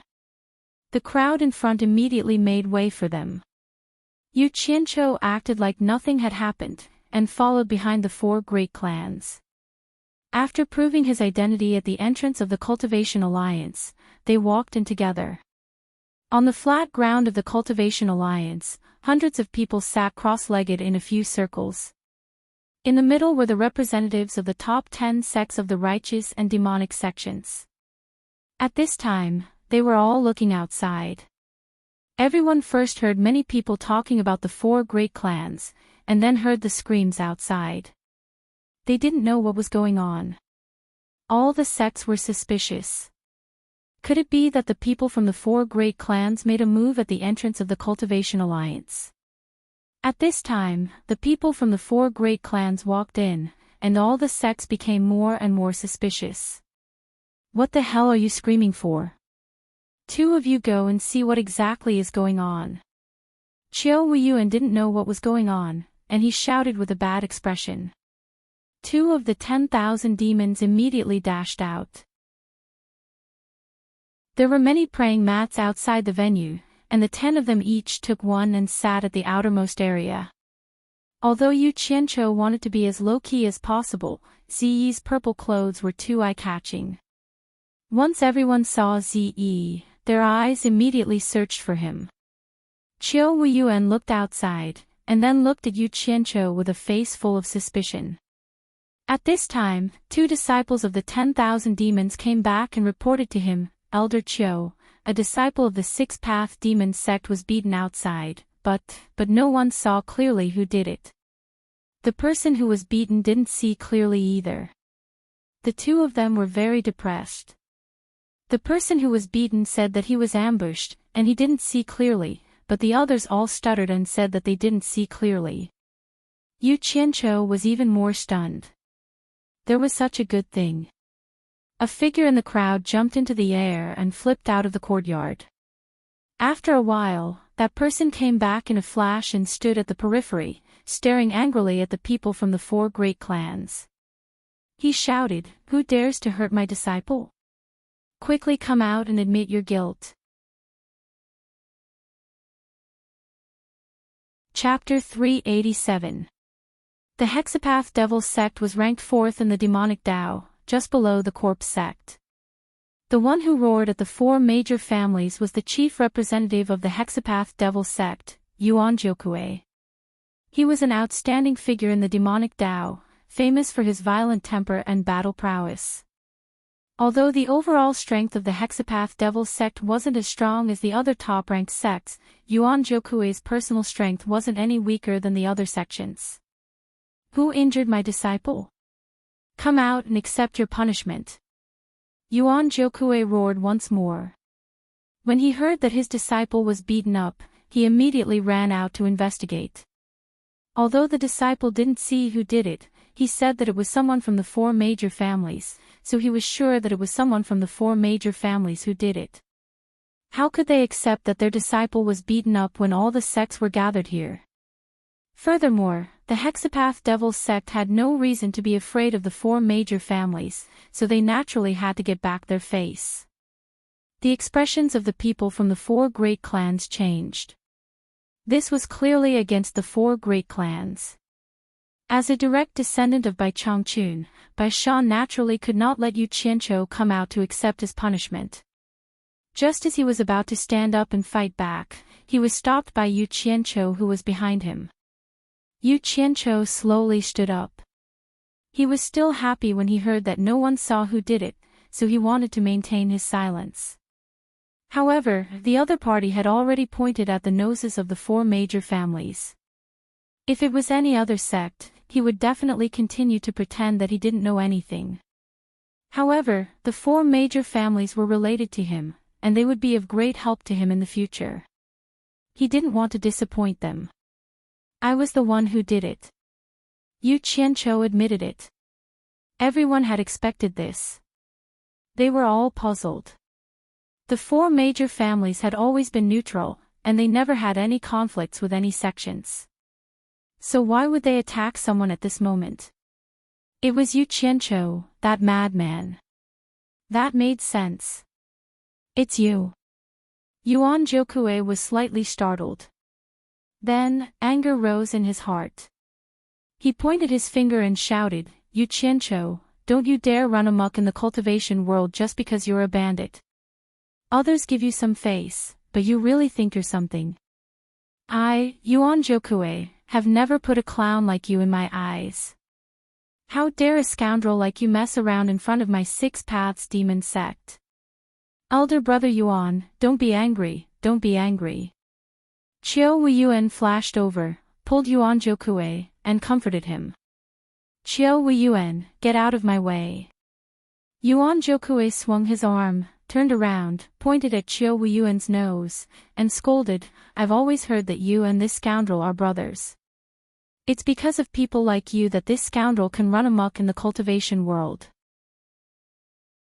Don't call me elder brother in the future, or it will dirty my ears. Scram. Yuan Jokuei's words could be said to have hit the hearts of the people present. Although Yu Qianqiu was happy in the cultivation world, the sects that had been in the cultivation world for many years didn't really look up to Yu Qianqiu. If it wasn't for the ambiguous attitude of Fuxian Island and 10,000 demons towards Yu Qianqiu, someone would have already made a move on Yu Qianqiu. Not to mention that Yu Qianqiu had the support of the 4 major families. Yuan Jokuei's words were like a wake-up call to Yu Qianqiu. When he looked at the people in charge of the other sects, almost all of them looked down on him. Clearly, they all agreed with Yuan Jokuei's words. Yu Qianqiu immediately understood his position in the cultivation world. When he suddenly attacked someone at the entrance earlier, he subconsciously thought that he was afraid of anyone because he was a scoundrel. He thought he was impressive, but in the eyes of the people with a certain level of status in the large sects, they did not look up to him at all. He could only scare those little disciples who didn't have much of a cultivation base. How dare you! Just when Yuan Jokuei told Qiu Weiyuan to piss off, 4 bellows rang out. The 4 generals of the Mo family in black furs arrived with a flash and surrounded Yuan Jokuei. Yuan Jokuei glanced around and snorted coldly. 9 people immediately shot out from the crowd and surrounded the 4 generals of the Mo family. They were clearly from the Hexapath demon sect. When I was dominating the world, the 4 of you were still slaves to Yan Wuchen, yet you dare to yell at me now. Are you trying to rebel? Yuan Jokuei sneered. Then he waved his hand at the 9 people from the Hexapath demon sect and called out, "Leave. I'd like to see just what the 4 generals of the 10,000 demons are capable of." The domineering nature of a demonic cultivator was completely revealed in just a few words. Everyone was slightly speechless. It seemed like Yuan Jiukui wanted to deal with the 4 generals of the Mo family alone. The people from the Hexapath demon sect did not say anything else and backed down. After being called slaves, the 4 generals of the Mo family remained cold. They were not angered at all, but they began to radiate with pressing killing intent. Qiu Weiyuan was not a good-tempered person either, but his expression immediately returned to normal. He immediately yelled out, "Stop messing around, all of you back off." Hearing that, the 4 generals of the Mo family immediately flashed behind him. They did not even hesitate at all. "Brother Yuan, calm down. Let's talk things out. There's nothing that can't be resolved." Qiu Weiyuan was already giving face by saying something like that after being scolded. Otherwise, there was no reason for the 10,000 demons to be afraid of Yuan Jiukui with their status in the demonic sections. That's right. Now that we're facing a great enemy, let's just bear with it for now. When Zhongping from the Blood Demon Palace originally wanted to watch the show between the 10,000 demons, but seeing that Qiu Weiyuan had given in, he knew that he couldn't watch it anymore, so he stood up and said something nice. After all, the righteous sects wanted to watch the show between the demonic sects more than him. The demonic sects could watch it, but the righteous sects could not. When Ziyi saw that Yu Qianqiu was in a daze after being scolded, her pretty face immediately turned cold. Senior Bai's disciple was not someone that could be scolded. She stood up and slowly walked towards Yuan Jiukui. The whole place instantly became incomparably quiet. Yuan Jiukui vigilantly looked back, and his pupils shrank. He immediately turned around and got into a fighting stance. He could look down on Yu Qianqiu, but he didn't dare to look down on Ziyi. This mysterious woman had fought against 7 experts in the final phase of tribulation passing. He knew that he was no match for her, but he couldn't lose the reputation of the Hexapath demon sect.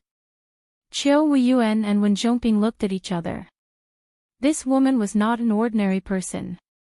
Her background was mysterious, and they didn't know what her temper was like. The 2 of them didn't know what to do. Yuan Jiukui stared at Yu Qianqiu and sneered, "A scoundrel is a scoundrel. He actually needs a woman to stand up for him. Yuan Jiukui, watch your mouth. What's wrong with a woman?" A woman's voice sounded. In the field, 10 disciples in white from the Moon Clan stood up. The leading woman flashed over. It was Hua Yingyue, the elder of the Moon Clan. Hua Yingyue had already received a message from Jade Flower Fairy, asking her to protect Yu Qianqiu and Ziyi to the best of her ability. Yuan Jiukui's words just now finally gave her an excuse. The righteous people were all stunned. How come things were getting more and more complicated? Originally, they only wanted to see the diabolism become a joke, but now even the righteous people were involved. In a second, everyone understood. Yu Qianqiu and Ziyi had joined the Cultivation Alliance with the Moon Clan as their guarantor. The Moon Clan was using this as a pretext to make a fuss. The Fuxian Island and the Moon Clan had always been on good terms. Quan Deming also couldn't sit still. He flashed between the 2 groups and comforted, "Everyone, let's talk this out. Don't be impulsive. The matter of Yan Bugui's challenge hasn't been decided yet. If we start fighting among ourselves, we'll become a laughing stock." Being blocked by a group of women, Yuan Jiukui himself was also stunned. "Ziyi, come back." Yu Qianqiu's voice attracted everyone's attention. He walked forward and bowed deeply to Yuan Jiukui. "Senior Yuan, please calm down. I was too impulsive just now. Please forgive me." He had thought it through. He had to lower his head when it was necessary. Otherwise, it would be hard for him to integrate into this circle. If he didn't integrate into this circle, it would be hard for him to find a chance to make a fortune. He had to bear with it even if he felt uncomfortable. When his strength matured, he would be able to deal with anyone he wanted. When the various sects heard his words, they immediately felt that it was strange. This madman had always been unforgiving when he had the upper hand. Currently, with the appearance of ZE and the others, it was clear that he had already gained the upper hand. Yet, he still ran out to apologize with such a sincere attitude. It was truly surprising. Qiu Weiyuan stared at Yu Qianqiu with sparkling eyes. He wondered if he had seen wrongly. Although Yuan Zhoukui's attitude was commendable, he had crippled a disciple of the Six Paths Devil sect. Naturally, Yuan Zhoukui wouldn't let this matter rest just because of an apology. Yuan Zhoukui glared at Lin Yun and said, "Are you trying to let this matter go with just a sentence? May I know what this junior should do to appease senior?" Yu Qianqiu asked respectfully. Yuan Zhoukui's gaze slowly shifted to Lin Yun's leg. He said in a solemn voice, "I won't say anything else.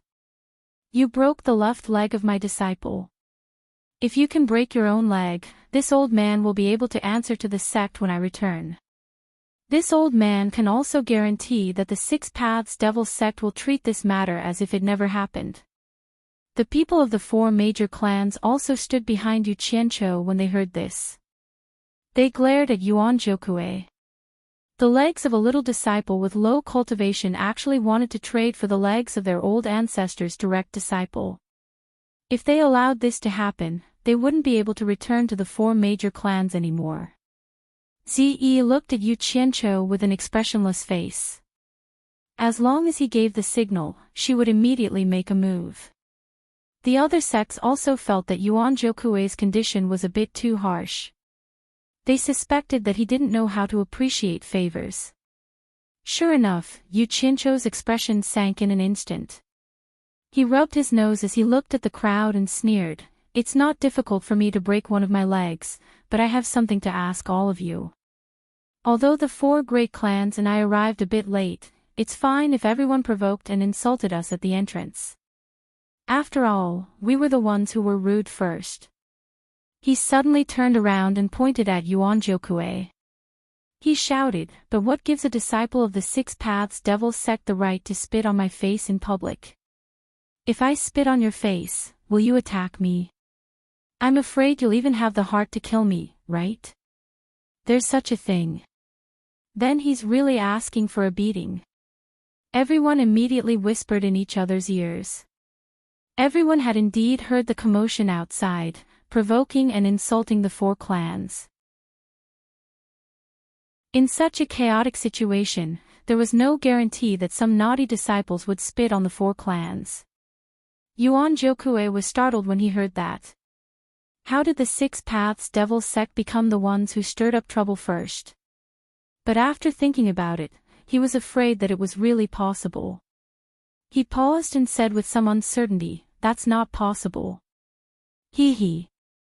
I've never been afraid of anyone." Yu Qianqiu looked around and sneered, "I know that everyone has a lot of misunderstandings about me, causing my reputation in the cultivation world to be bad. But I'm not a deranged person. How could I randomly grab someone and beat them? If Senior Yuan doesn't believe me, why don't you summon the disciple who was beaten? I can confront him directly. Who is right and who is wrong will naturally be clear." Chapter 388. Yuan Zhoukui's expression became gloomy. He wasn't completely clueless about that disciple, and he knew that the disciple wasn't very virtuous. But now, as Yu Qianqiu had said, he wanted to interrogate the disciple and find out that his side was in the wrong first. If that happened, wouldn't he become a laughingstock? Most importantly, he thought that he was in the right, and offended several groups of people. He even threw away the face of the Devil Path's leader, the 10,000 demons. If the truth came out, and it was disadvantageous to his side, he would be embarrassed. While he was hesitating, many people could see his apprehension.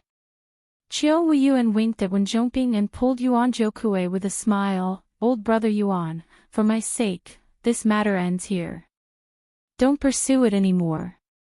I'll send someone to treat that disciple's injury, and I'll definitely return him a healthy leg. That's right.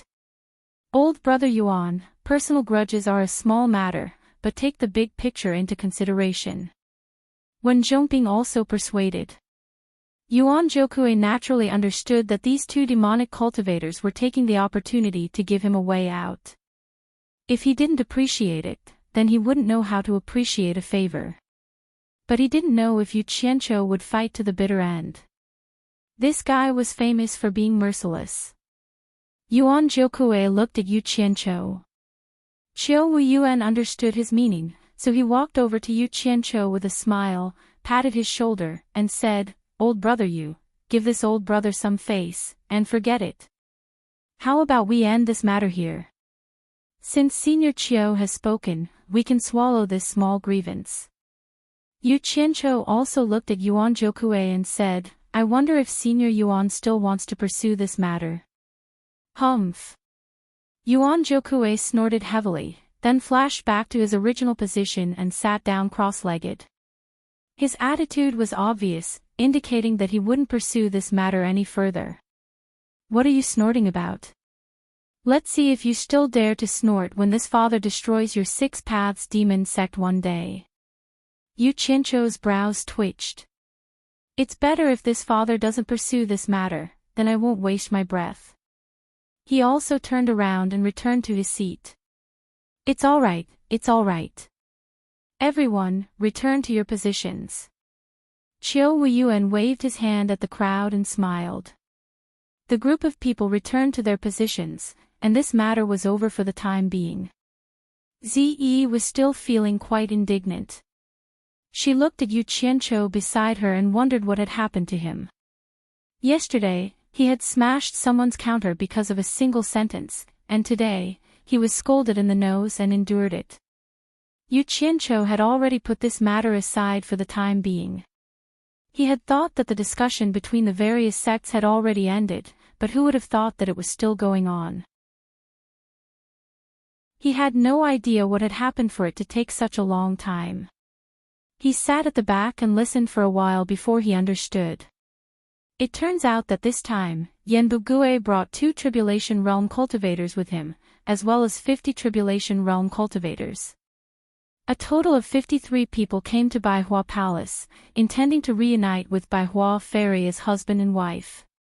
In the end, they were obstructed by the various sects led by the supporting Immortal Island. At that time, both sides almost came to blows. It was unknown what Yanbu was thinking, but when he had the upper hand, he forcefully endured it. Actually, everyone understood that Yanbu wasn't ready to officially turn against the Chinese cultivation world yet. He was probably still waiting for the foreign cultivation world's reinforcements to arrive, and the foreign cultivation world was probably also coordinating this matter. And the Chinese cultivation world wasn't ready either. The main reason was that there were too many sects, so it was hard for them to reach a consensus.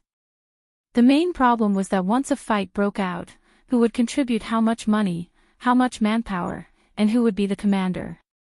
The righteous sects didn't feel at ease handing over manpower and money to the demonic sects, and vice versa. In fact, no one felt at ease handing over their own things to others. A large-scale war wasn't just a fight between two people. Once a winner was decided, they would have to be prepared for a long period of time. The longer it lasted, the more spirit stones and manpower would be consumed, and that would be a huge number. Although all the sects had stored a lot of spirit stones for emergencies, no one would take out their money for no reason.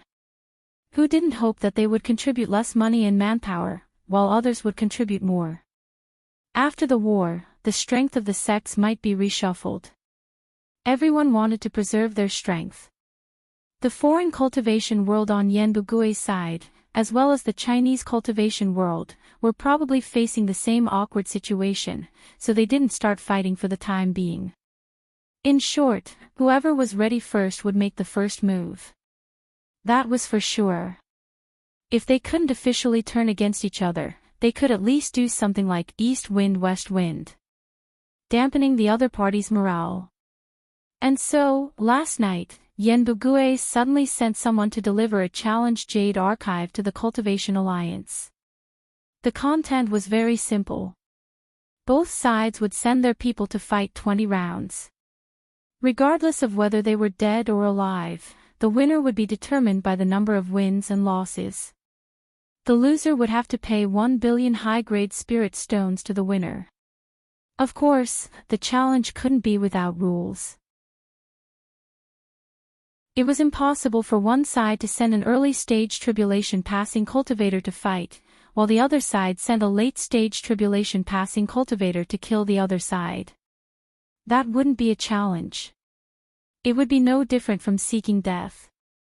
Yenbugue's letter of challenge stated that either side could send their people to challenge the other side first. One person could go on stage repeatedly, but the person sent by the challenge side couldn't have a higher cultivation level than the challenger. Of course, if the challenge side was willing to send someone with a lower cultivation level to die, the opposing side naturally wouldn't have any objections.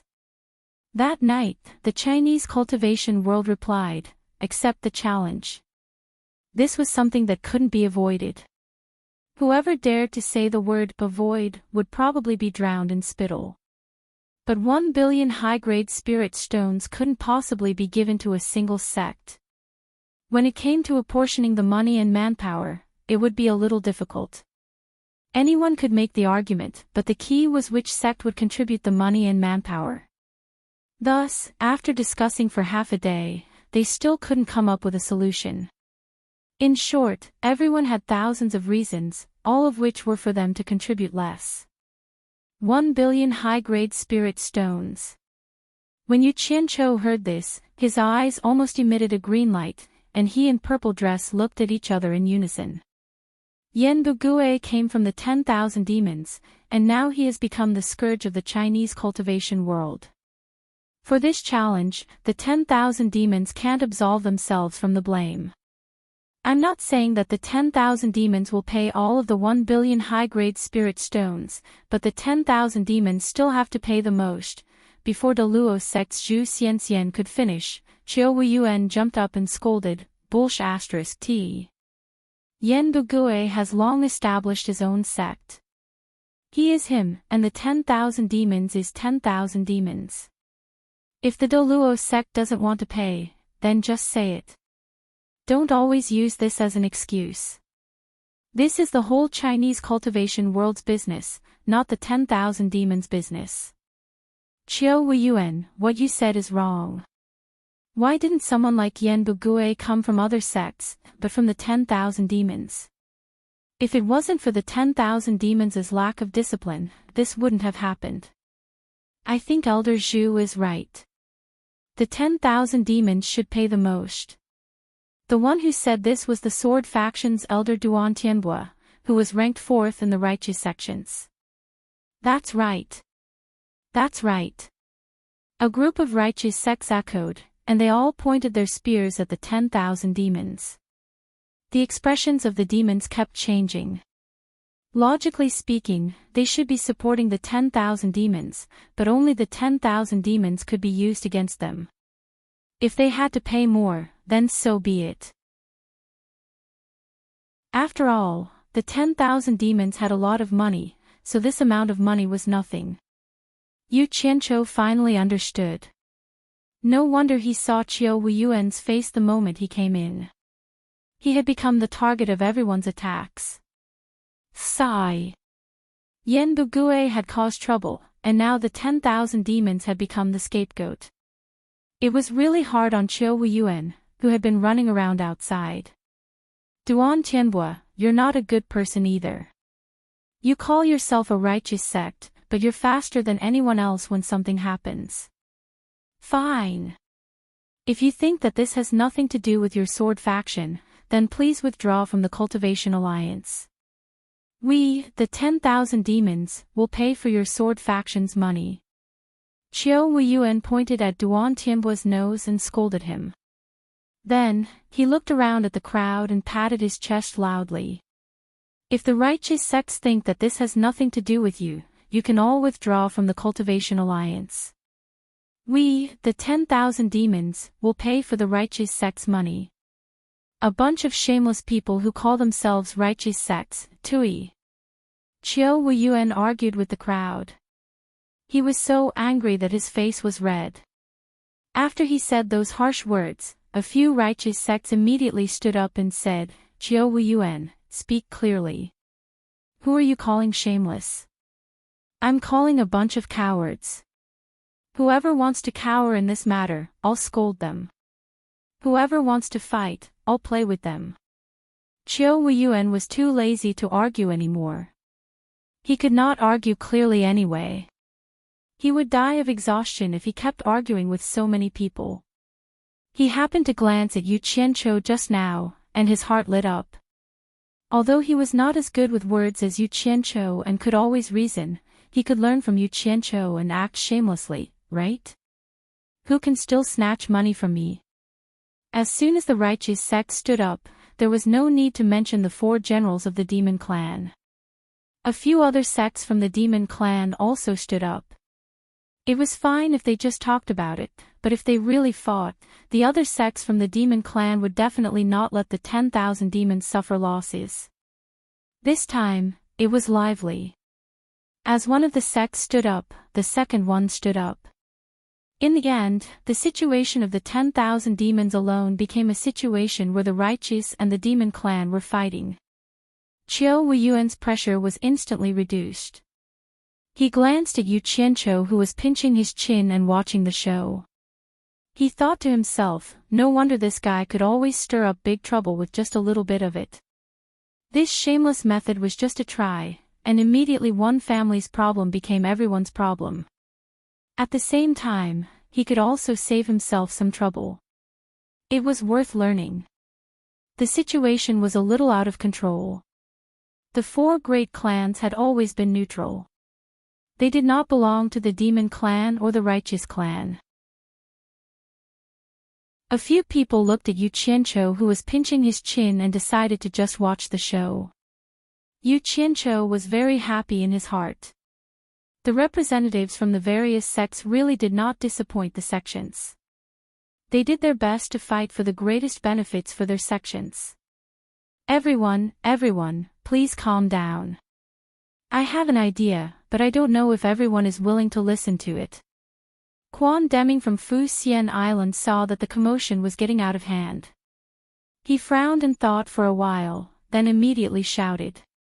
Hearing that there was an idea, and it might even be related to their sects, everyone immediately quieted down and looked at Quan Deming. The latter waved his hand and said, "Everyone, sit down. It's not a solution to keep arguing like this. Listen to me slowly." Chiao Wuyuan took the lead and sat down first. After everyone started arguing, he did not say anything. Instead, he stayed out of it. The people from the various sects also sat down one after another. Chapter 389. Quan Deming stood out like a crane in a flock of chickens. He scanned the crowd and said slowly, "If possible, the top 10 sects of the righteous and demon sects should share the 1 billion. Before he could finish, Yuan Zhokue laughed and said, "That's not a good idea. How can our wealth compare to your supporting Immortal Island? This seems to be unfair. Brother Yuan, why don't you listen to Elder Quan first? I believe Elder Quan won't speak without thinking." Chiao Wuyuan stopped him. In fact, even if there was nothing else, he would agree with this. 20 sects would share 1 billion, and each sect would only get 50 million. This was worth it. Alright, I'll listen to supporting Xian Island's opinion. Yuan Zhokue smiled disapprovingly. Quan Deming nodded and said, 1 billion is not a small number, but it would be a joke to ask the entire Chinese cultivation world to share it.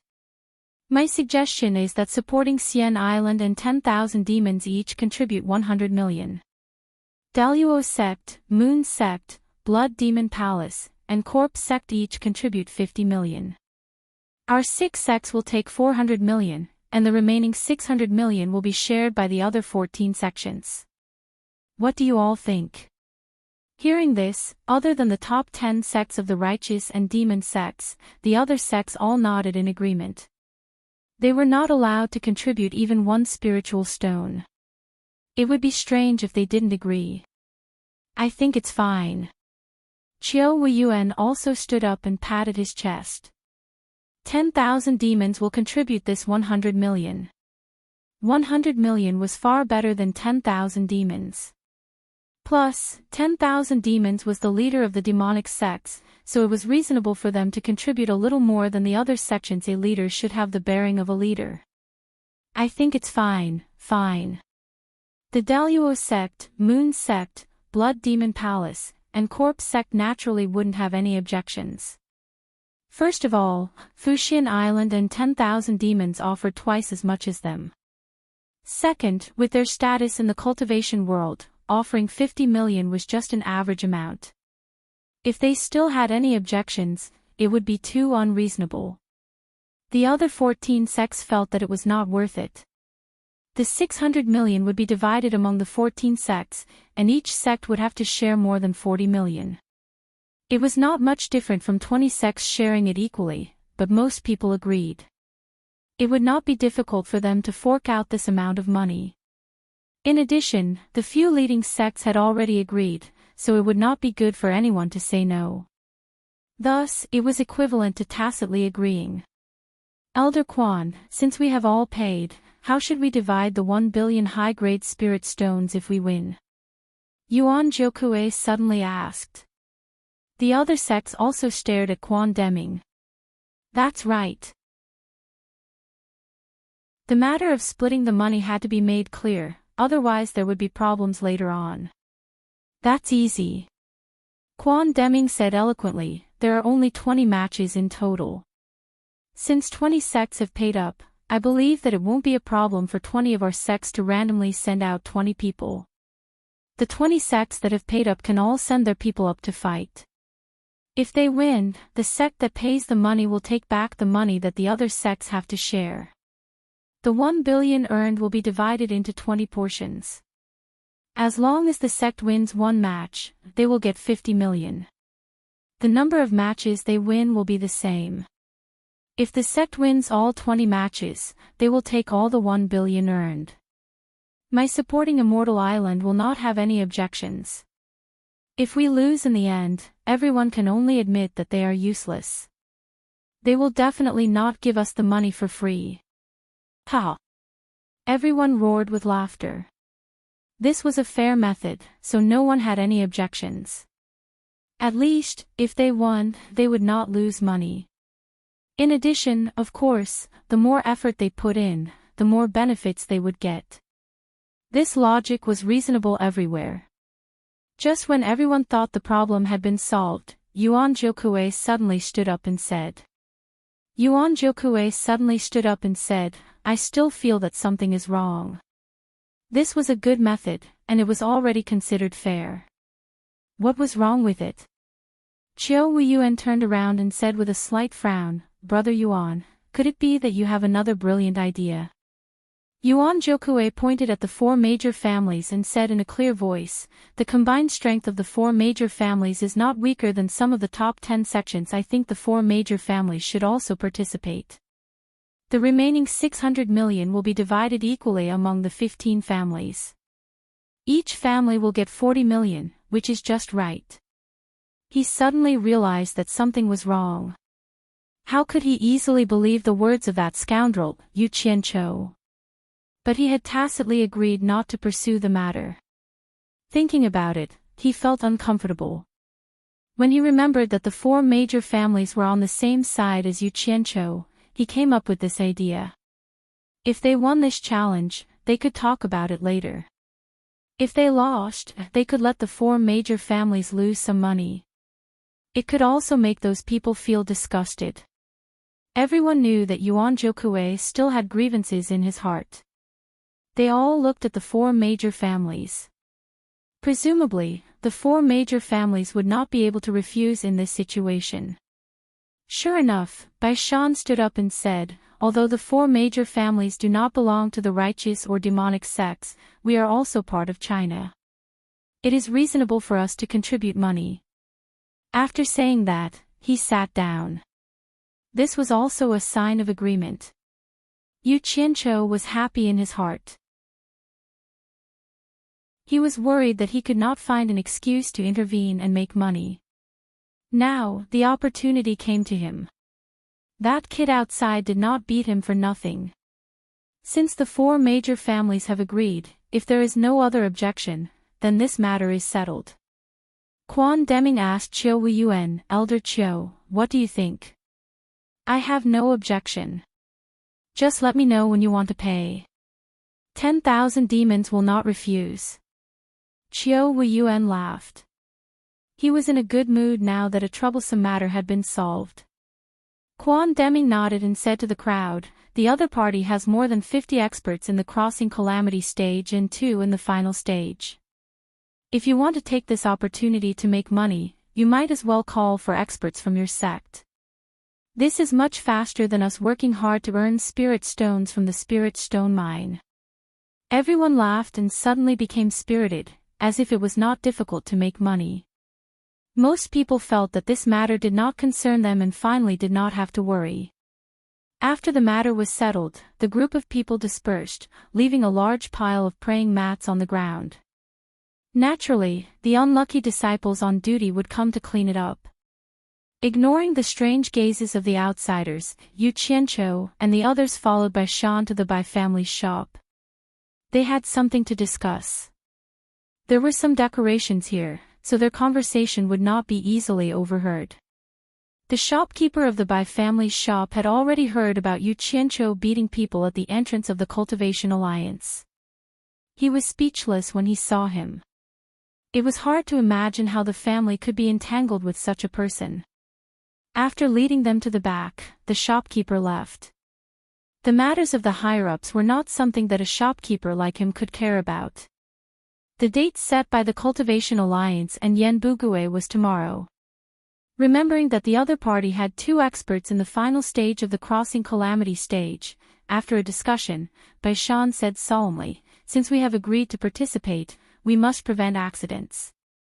I will send a message back now and ask the family to invite 2 elders to come here overnight in case of emergencies. The others also nodded and felt that this was appropriate. Unexpectedly, Yu Qianqiu rubbed his hands and laughed, that is too troublesome. Why bother 2 elders to come here overnight? I have an idea, but I don't know if I should say it. Wasn't he talking nonsense? If he said it, how could the people of the 4 families not let him say it? The attitude of the 8 people immediately became respectful. Bai Shan cupped his hands and said, if you have something to say, please say it. We are all ears. Ha ha, ha. Yu Qianqiu couldn't stop laughing shyly. He seemed to be a little embarrassed. After a while, he rubbed his hands and said, this is what I think. For this challenge, the 4 families just need to put their names on it. I will pay the 40 million, NZE, and I will fight. You don't have to worry about it. As for that, if we win, haha. You know that I am a little short of money. We can keep the money we win for the time being. What do you think of my idea? For money again. The few people looked at each other. Bai Shan looked at him and said suspiciously, I wonder what stage has Mr.'s cultivation reached. Please tell us, so that we can be prepared. Ha! Yu Qianqiu laughed and said, I am really ashamed. I am still in the early stage of nascent soul.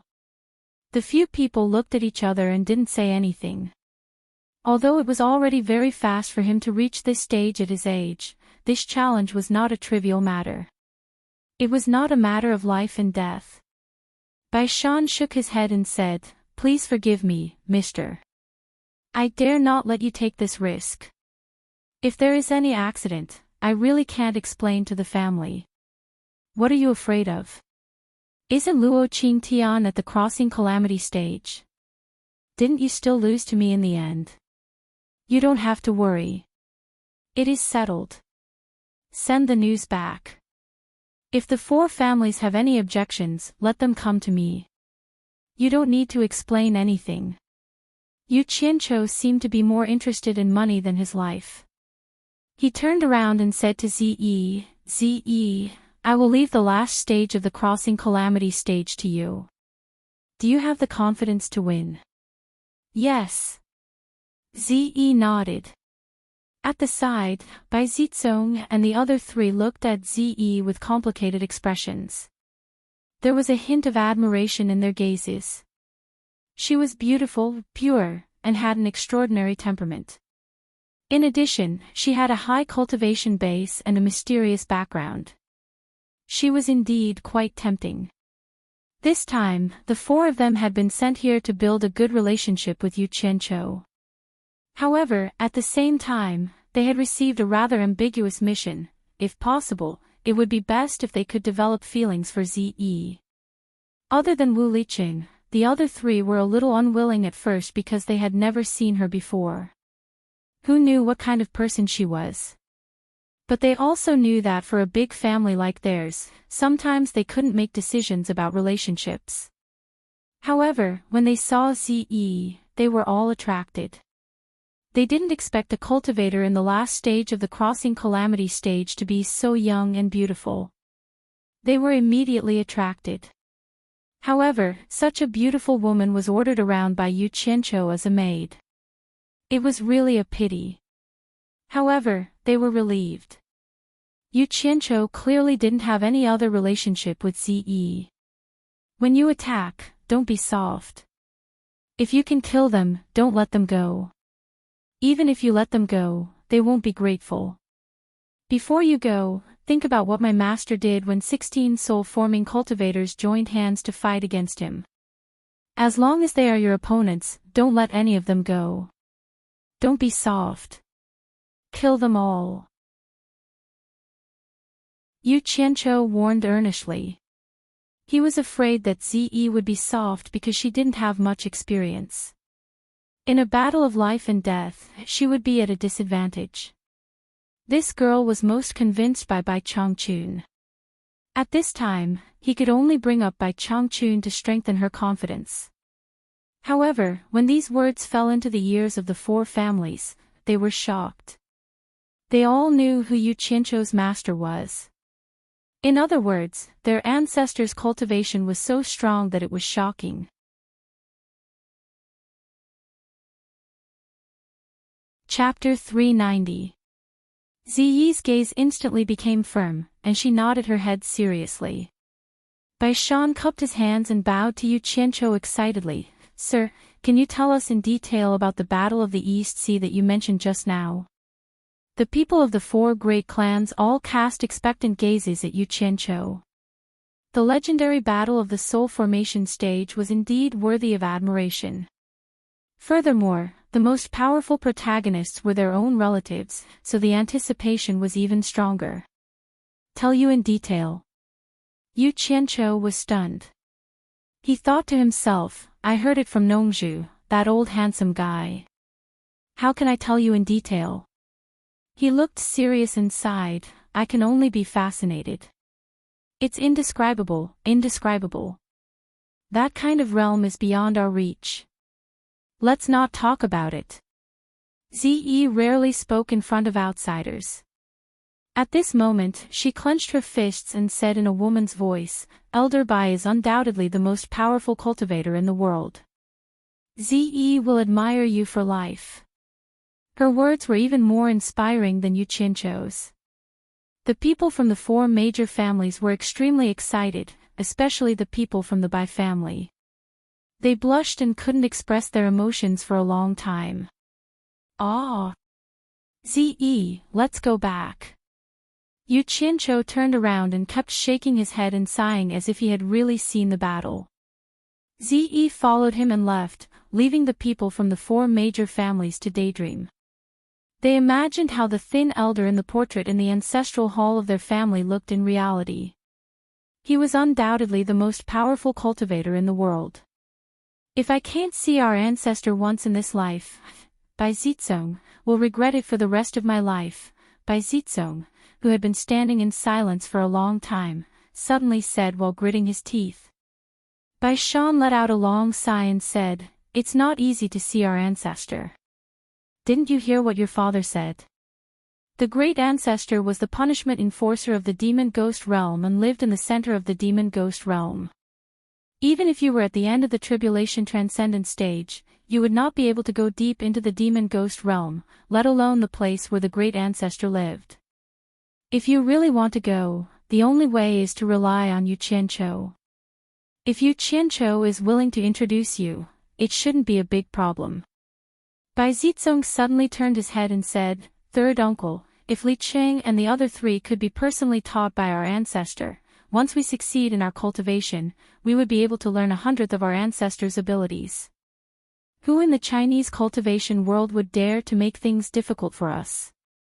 I don't understand why the old ancestor would not care about his own descendants and instead accept an outsider as a personal disciple. Could it be that none of us descendants can enter the old ancestor's eyes?" This sudden statement stunned the people of the four families. Tan Fei, Wu Liqing, and Jing Zhuo all breathed rapidly. Needless to say, it would be beneficial to be taught by the great ancestor of the world's #1 expert. When the four heirs thought of the extraordinary purple dress following beside Yu Qianqiu, their expressions became a little strange.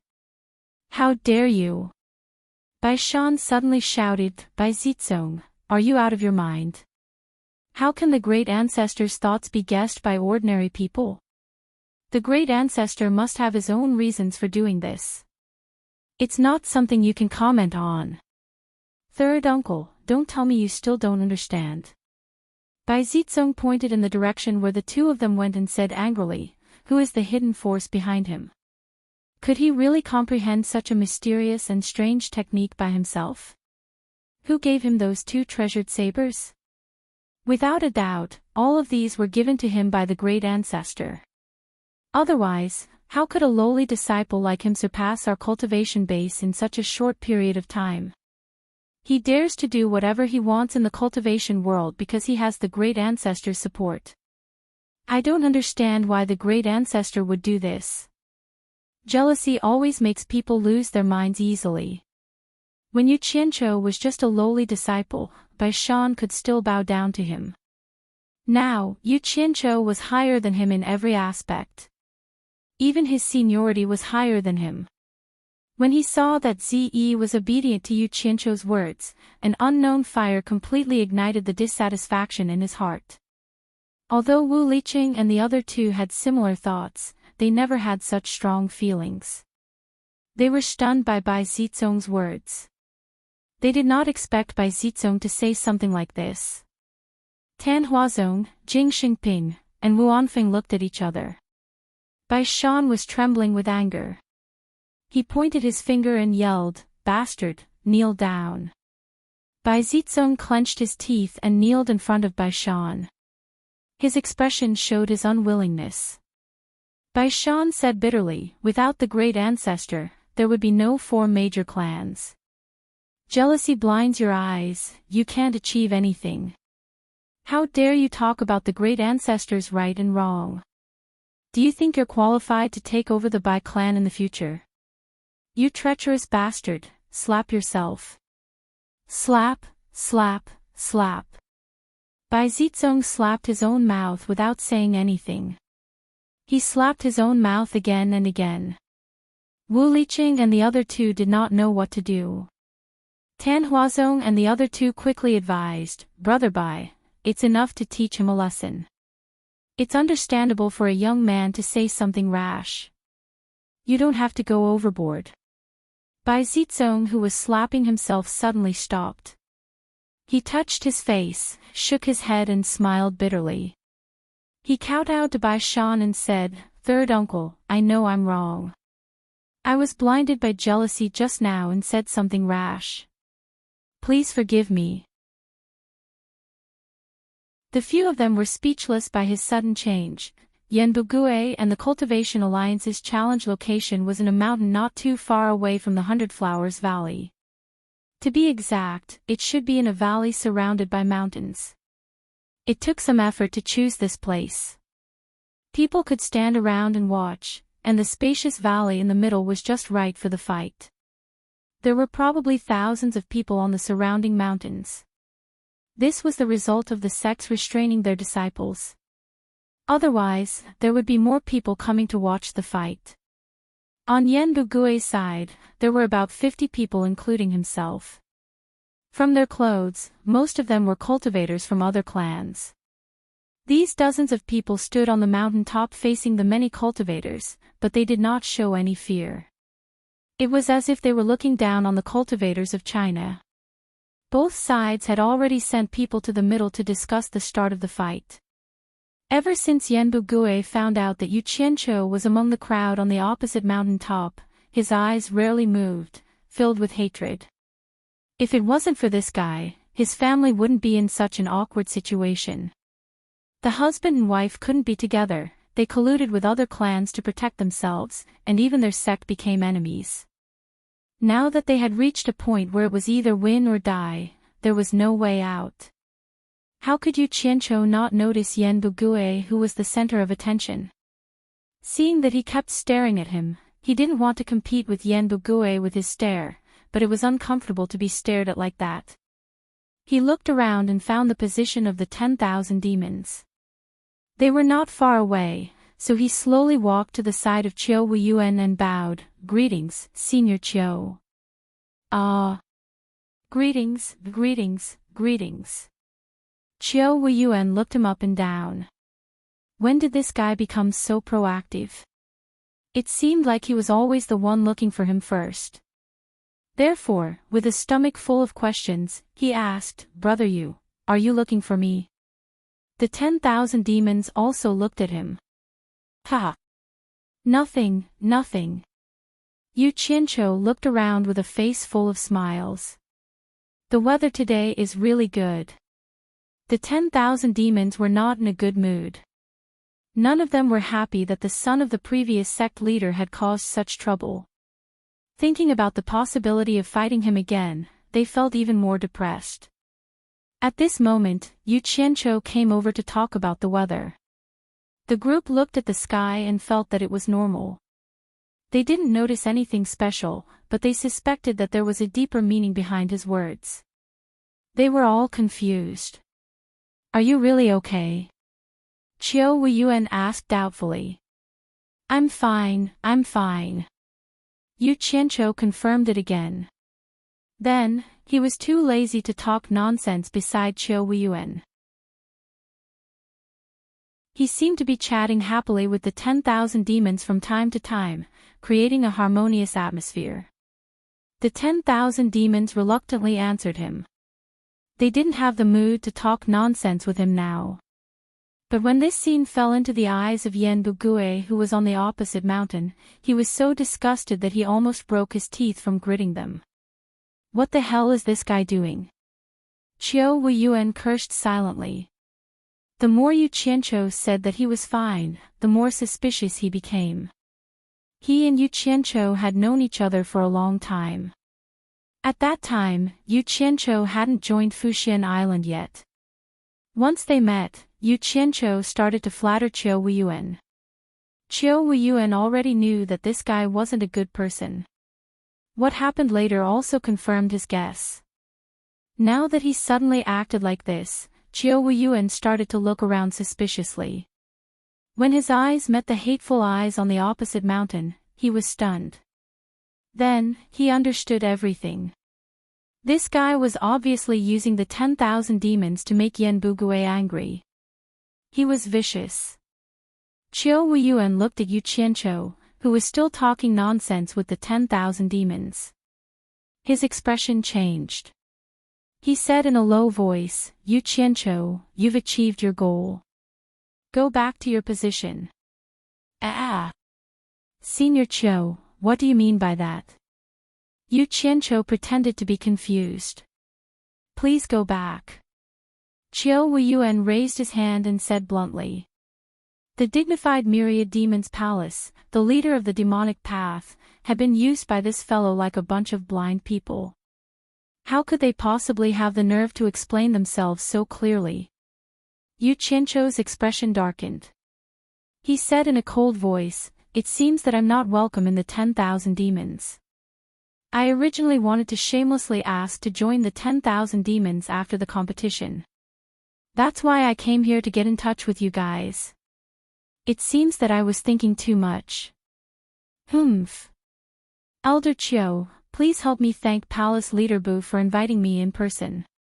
It's not that I don't know what's good for me, but the threshold to join the 10,000 demons is too high. I, Yu Qianzhou, can't cross it. Goodbye."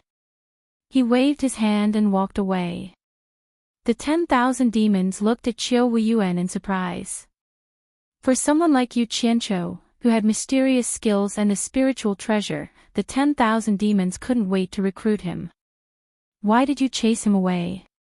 One of the late tribulation cultivators who rushed here overnight asked in a low voice. "Qiu Weiyuan, what's going on?" Qiu Weiyuan was speechless. He thought to himself, did I really think too much and misunderstand? If this guy really wants to join the 10,000 demons, then I...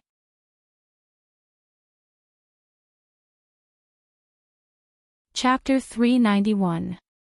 Some people who were paying attention to Yu Qianzhou saw him strolling to the 10,000 demons side and chatting happily with the top demonic factions people, but for some reason, he came back with a long face. The people from the 4 clans looked at each other. Zi stared at him for a while and finally couldn't help but ask, "What's wrong?" Yu Qianzhou expressionlessly said, "Nothing, I just solved a small problem." Zi frowned. Why was he still unhappy after solving the problem? She wasn't a talkative person, so she didn't ask. She followed everyone's gaze to the valley. The challenge was about to begin. Both sides seemed to have reached an agreement. Each side handed over 1 billion spirit stones to a middleman, the 10,000 demons. Right now, the only middleman that could be accepted by both sides was the 10,000 demons. Everything that needed to be prepared was ready, so there was nothing to be said. There wasn't even anyone to judge. It seemed that this kind of battle to the death didn't need anyone to judge. The rules had already been set. Apart from the people who escaped from the valley, the rest had no other choice. One of them died, and the other lived. It was easy to determine the winner and loser. However, once they went on stage, the possibility of them escaping was very low. No sect could afford to lose face like this. They would definitely punish the people who escaped after the battle. The top 10 sects of the righteous and demonic sects had already gathered their experts. Especially the supporting Immortal Island. They had 2 experts at the final stage of the Tribulation Passing Stage and 10 experts at the Tribulation Passing Stage from the Cultivation Pavilion. Dongfang Chang Ao was one of them.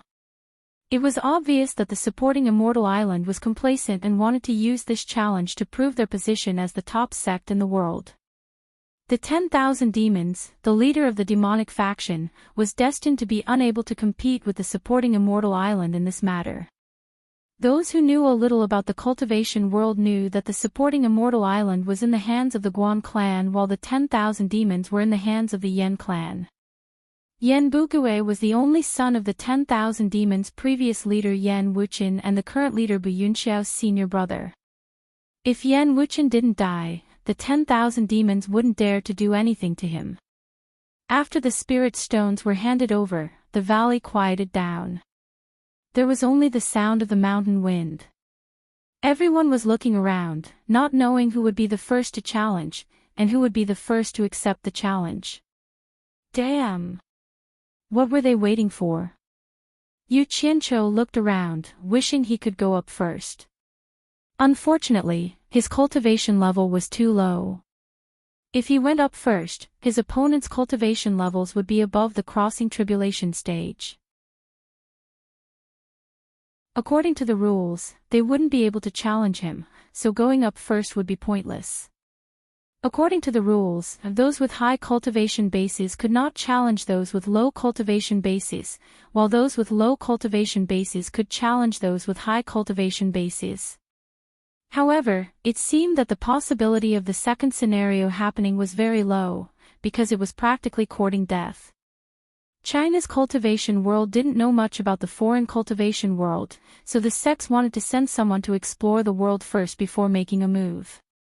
Yan Bugui, on the other hand, knew the situation of China's cultivation world very well.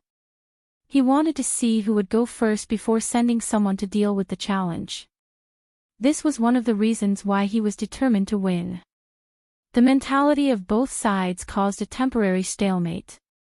Yu Qianqiu decided to wait a little longer when he thought about the possibility of earning 50 million. If no one went up, he would let Ziyi go. At this moment, Dongfang Chang A.O. of the supporting Immortal Island slowly took out a golden spear from his storage bag, attracting everyone's attention. It seemed like the supporting Immortal Island was going to be the first to fight. The supporting Immortal Island was known as the top sect in the world. It might not matter to other sects if this stalemate continued, but the supporting Immortal Island couldn't do this because it was the top sect in the world. Dongfang Chang A.O. had been representing the image of the supporting Immortal Island for a long time, so he had to fight first. It's him again. Yu Qianqiu stared at Dongfang Chang A.O. with a trace of pity in his eyes. He couldn't help but sigh. Dongfang Chang A.O. was simply a desperate man of the supporting Immortal Island. He was always at the forefront. Sigh. Heroes would eventually reach their twilight, and even a fine horse would stumble. If this went on, he was destined to become a tragic figure. A figure flashed, and Dongfang Chang A.O. was already standing in the middle of the valley. The luxurious grass covered him up to his knees. He held his spear and shouted, "Middle stage tribulation passing cultivator of the supporting Immortal Island, Dongfang Chang A.O. accepts the challenge. Who wants to die?" His last sentence was especially sonorous, and his voice echoed in the valley for a long time. "Good!" someone shouted. Everyone looked toward the source of the voice and saw Yu Qianqiu taking the lead in clapping and clamoring. Everyone was slightly stunned. Someone from the Cultivation Alliance immediately followed suit. Then, the cheers and applause were continuous, and the atmosphere was immediately livened up. Yu Qianqiu didn't mean anything else. First of all, there was finally someone to light up the fire. Second of all, Dongfang Chang A.O. was a real man in his heart. The applause and cheers were not wrong for him. Ziyi looked at Yu Qianqiu in surprise. She didn't expect the crowd to have such a big reaction. Driven by the atmosphere, she couldn't help but applaud. Wu Liqing and the other two looked at Bai Zizong. Bai Zizong smiled bitterly at them and applauded. Dongfang Chang A.O. tilted his head and looked at Yu Qianqiu. He nodded and thanked him. It was enough for a man to be cheered by another man for something that he had held onto for his whole life. In the end, he met Qiu Wuyuan of the 10,000 demons. These two represented the leaders of the righteous and evil sects. For the glory of their sects, they fought for everything and never gave in. Qiu Wuyuan looked at Dongfang Chang A.O. with an inexplicable expression. He sighed slightly and looked away. This was the first time he gave in to Dongfang Chang A.O. Only the two of them could understand that kind of feeling. Yu Qianqiu's atmosphere was getting stronger. Dongfang Chang A.O.'s fighting spirit increased. He suddenly turned around and pointed at Yan Bugui and the others on a mountain. He shouted, "Dongfang Chang A.O. is here. Who wants to fight me?" Good. This time, there was no need for anyone to take the lead. The crowd had already pushed the applause and cheers to the climax. Yan Bugui retracted his resentful gaze from Yu Qianqiu. He looked around and snorted coldly. He slowly walked in front of a person and said in a deep voice, "Mr. Yan, I'm sure you've heard of this person. He can be considered a famous figure in Fuxian Island. His golden source spear is an upper-grade magical treasure. He rarely has a match." Although your cultivation is similar to his, and the black dragon whip in your hand can more or less restrain the spear, don't underestimate him. I'll leave this battle to you. I've long wanted to meet this person. The cultivator called Mr. Yen chuckled. He gently pulled on a long black whip that was tied to his naked upper body, and it smoothly slid into his hand before coiling into a bundle. He swept down from the mountain and stood about 10 meters away from Dongfang Chang Ao. He chuckled and said, Shushui country's tribulation passing middle stage cultivator, Yen Biao, is here to challenge you. As soon as he arrived, the surrounding area immediately quieted down. All eyes were focused on the two of them. When Dongfang Chang Ao saw the whip in Yen Biao's hand, he slightly raised his eyebrows. He raised his spear and shouted, Foreign cultivator, how dare you mess with the Chinese cultivation world? Die! The spear turned into a phantom and smashed down. Dongfang Chang Ao made the first move. With a loud boom, a long, deep hole appeared on the ground. The air waves sent the surrounding weeds flying. Yen Biao couldn't be hit just like that. He had already disappeared. I've long heard of Dongfang Chang Ao's great name. Now that I see it, you're so clumsy. The voice came from the sky. Yen Biao stopped in the air. The long whip in his hand had already been released. It was like a spirit snake flying in the air. It was extremely nimble. The people of the Cultivation Alliance were shocked. The Chinese cultivation world was good at using flying swords, but this was the first time they had seen someone using a whip. The two late-stage tribulation passing elders of Fuxian Island were called Jin Yen and Fan Benlei. Their faces revealed a faint trace of worry. The whip could restrain the spear. In addition, it could be used like a sword. They were afraid that Dongfang Chang Ao would be in danger. Dongfang Chang Ao didn't even raise his head. He straightened his spear and pierced the sky. Whoosh! A golden light shot out from the spearhead and shot toward Yen Biao. While Yen Biao was speaking, his hands were already forming messy hand seals. The long black whip coiled up in the air. The raised whip head was pitch black like a cone, as if it was refined from a beast's horn or tooth. When the golden light shot over, Yen Biao didn't dodge. He pointed his finger, and the long whip whizzed out. The cone-like whip head directly collided with the golden light. Bang! A wave of air exploded. The golden light shot out from the spear was instantly defeated in the air. The long whip, however, shot toward Dongfang Chang Ao like an arrow. Everyone watching was shocked by the sharpness of the whip. At the same time, they were worried for the person below. Dongfang Changao raised his head and took a glance. Then, he shot into the sky and swung his spear horizontally.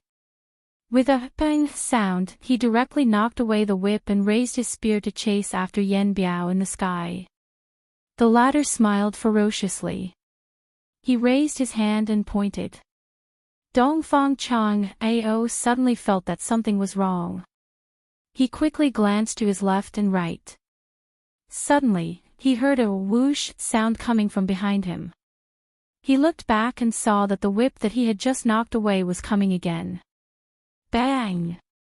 He turned around and raised his spear to knock the whip away again. But the whip was just knocked away. It bounced in the air and came back to life. In the blink of an eye, it wrapped around him again. Dongfang Chang Ao didn't have time to care about Yen Biao. He waved his spear and fought with the strange whip. On the other hand, Yen Biao, who was in the air, only needed to control the whip with ease. Dongfang Chang Ao was already at a disadvantage. If this continued, he would consume too much of his true essence. If his reaction was a little slow, he was afraid that he would be at a disadvantage. Yu Qianqiu could see that Dongfang Chang Ao wasn't really inferior to that guy. The key was that the guy's whip was too strange. It couldn't be killed or broken. It was really entangled. Dongfang Chang Ao couldn't display his strength at all.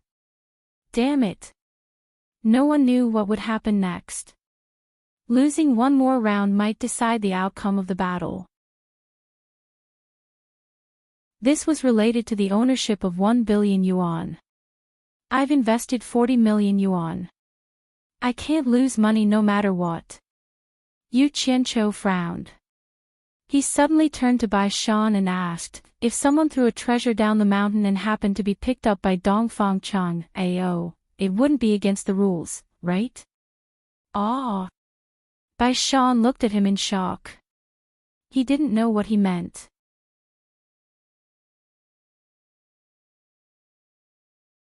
Chapter 392.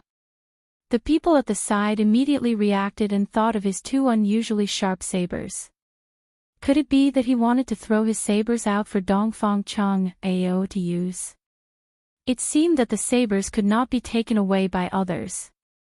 Bai Shan pondered for a moment and said, if someone accidentally dropped something down the mountain, as long as they don't interfere with the battle, it shouldn't be considered a violation of the rules as to who picked it up and who used it. Accidentally. Yu Qianqiu looked at Bai Shan and laughed, thinking to himself that this guy really knew how to talk. Looking back at the battle site, the crackling sounds echoed in the valley. Dongfang Chang Ao was still entangled with the whip. Whether it was the spear in his hand that was sharp enough to provoke or smash, it could not hurt the whip at all. Needless to say, to be able to resist the spear in Dongfang Chang Ao's hand, this whip must be an upper-grade magical weapon. The whip was strong and flexible in the air, the head and tail of the whip coordinated with each other to attack. As soon as the tip of the whip was knocked away by the spear, the tail of the whip pierced through the air, causing Dongfang Chang Ao to be extremely busy. It was as if he was in a muddy pond, unable to escape and unable to use his strength. He did not even have the chance to fight with Yan Biao. However, it was not easy for the whip to hit Dongfang Chang Ao. At least under the situation where Dongfang Chang Ao could still sustain his energy consumption, no matter how fierce the whip's attack was, it could not get close to him. However, Yan Biao was still smiling as he looked at Dongfang Chang Ao, who was entangled with the whip. He was very leisurely making hand seals. Great! Yan Bugui and the others at the mountain top also applauded and cheered. If this continued, they would definitely win the first round. The people of the Cultivation Alliance did not look too good, especially those from supporting Xian Island.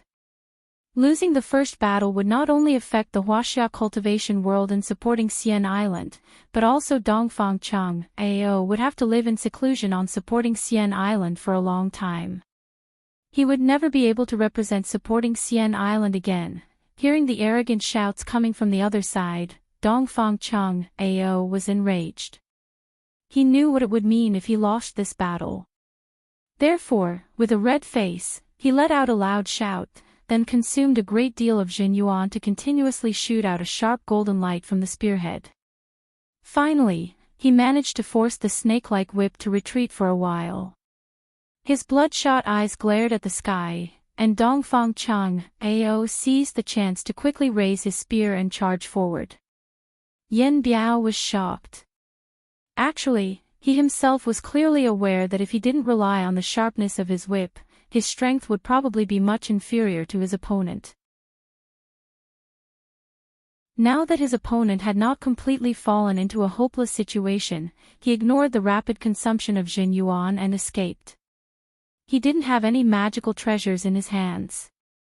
Once his opponent caught up with him, wouldn't it be a dead end?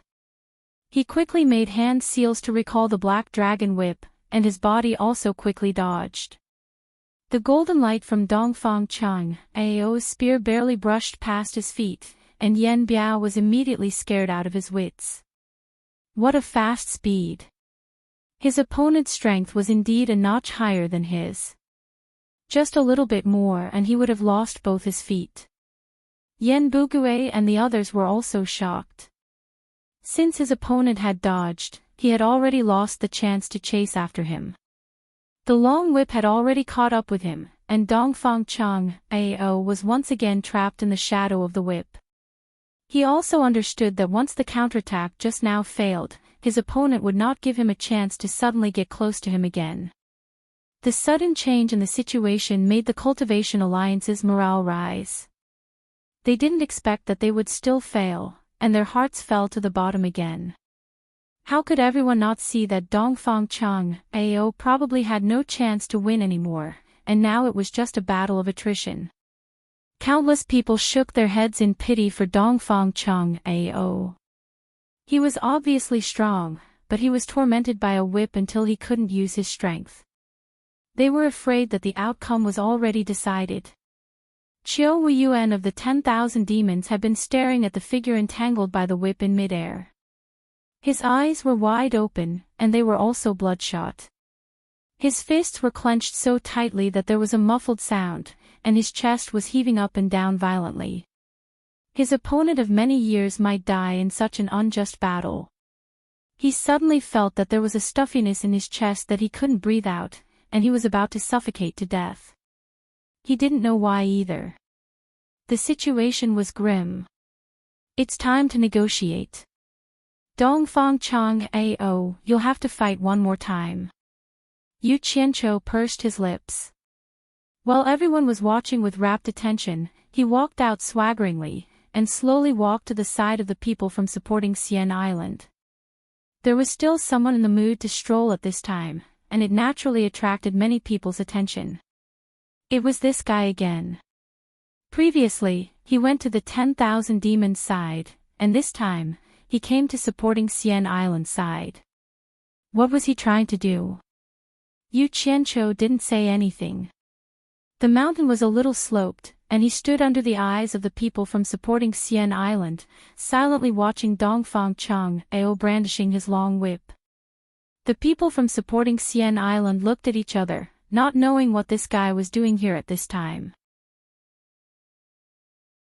Quan Deming was currently the representative here, and he couldn't help but ask, Yu Qianqiu, what's the matter?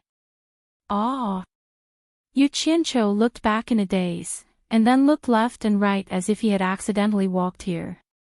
He immediately walked up and moved to Quan Deming's side, cupped his fist slightly, and said, Elder Quan, I have something to ask.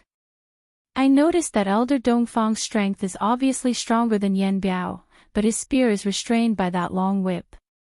I have something I don't understand. Don't you have any treasures that can break this long whip? If you do, why not throw it into the battlefield now? As long as you don't interfere with the duel, it won't be against the rules. Quan Deming turned around to look at the two consecrators behind him and frowned. I don't know what this whip is made of, but it's soft and not strenuous at all. It's not something that can be countered by ordinary treasures, unless there's an exceptionally sharp treasure that can break it in one fell swoop. It's not that our supporting Xian Island doesn't have such treasures, but they aren't in our hands at the moment, and it's too late to go back and get them. At this point, Quan Deming suddenly stopped talking, and everyone from supporting Xian Island also looked at Yu Qianqiu. Speaking of the sharpness of treasures, who had seen a treasure sharper than Yu Qianqiu's sabers? Even the sword of Deluo sect master was easily cut into 3 pieces, so it shouldn't be a problem to deal with this whip. Everyone's eyes lit up, but they immediately remembered that not everyone could pick up the sabers. Dongfang Chang Ao had also tried, but he couldn't pick it up at all. Thinking about it was a waste of time, and everyone shook their heads in regret. Yu Qianqiu nodded, and he rubbed his chin as he muttered, speaking of spears, I do have a treasure spear here. Although it's not as strong as my sabers, its sharpness isn't inferior to the sabers, and it might even be better. I just don't know if it can break this long whip. He wasn't afraid that people from other sects would hear him, because if someone released their divine senses to listen in, they would be discovered by supporting Xian Island. His words were no less than a sweet bait, and everyone's eyes lit up. There was actually a treasure spear that was sharper than his sabers, so how could it not break the long whip? Quan Deming was astounded, and he asked, Yu Qianqiu, is what you said true? Yu Qianqiu silently turned around, and he frowned. Elder Quan, this isn't the first time we've met, so when have you seen me lie? His tone was a little unhappy. That's not what I meant. Quan Deming explained, what I meant was, can you take out your treasure spear and let us take a look at it? Yu Qianqiu looked at the situation of the battle, and he reckoned that Dongfang Chang Ao would be able to hold on for a while longer. Thus, he shook his head and sighed, sigh. I have a few good treasures with me, and they were all given to me by a senior. He once told me that unless it's an emergency, I can't simply show these treasures to others, and I can't give them to others to use without permission. I've already promised him, so it's not convenient for me to break my promise. May I know which senior it is? Why don't you tell us? Perhaps he has a good relationship with supporting Xian Island, Quan Deming said. He has been in seclusion for many years, so I'm afraid you won't know him. Yu Qianqiu thought of a person, and he casually made up a story, Nanming Old Ancestor. While Quan Deming was still thinking, the two consecrators at the end of the tribulation passing stage behind him exclaimed, What? It's him.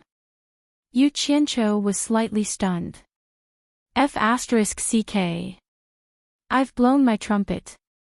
There's really someone in supporting Xian Island who knows Nanming Old Ancestor? Quan Deming turned around and bowed, consecrators, is there really such a person? Why haven't I heard of him before? Ji Nian said with a solemn expression, it's normal that you haven't heard of him. This person was a person from over 1,000 years ago, and he was a wandering cultivator who hid in the cultivation world. Over 1,000 years ago, when the sect leader of supporting Xian Island went out for a tour, he coincidentally met an expert at the end of the tribulation passing stage. Not only was this person's cultivation level profound, but he was also a top-notch expert in smithing. His smithing skills were simply extraordinary and wonderful.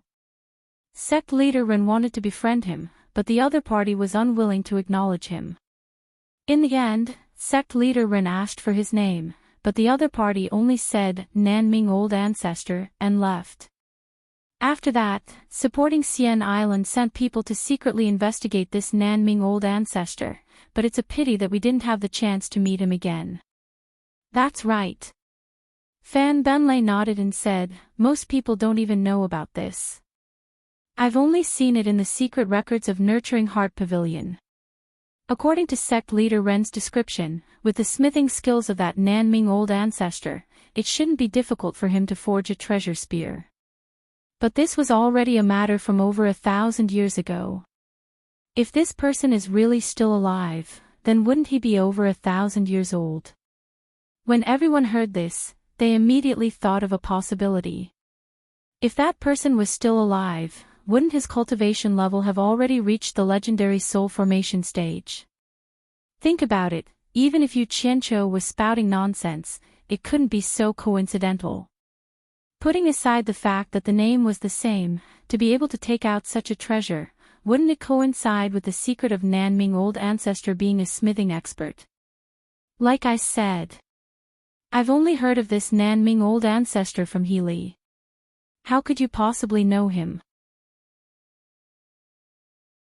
Yu Qianqiu's brows moved slightly, and he suddenly sighed and said, your sect leader Ren really missed the opportunity to meet Nanming Old Ancestor.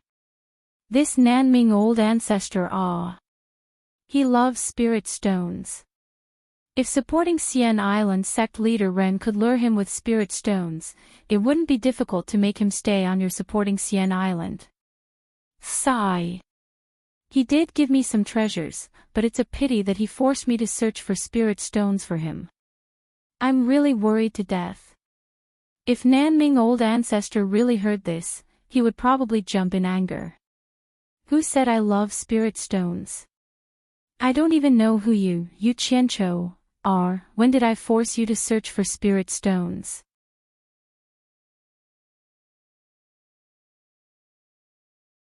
Chapter 393. Ancestor Nanming liked spirit stones.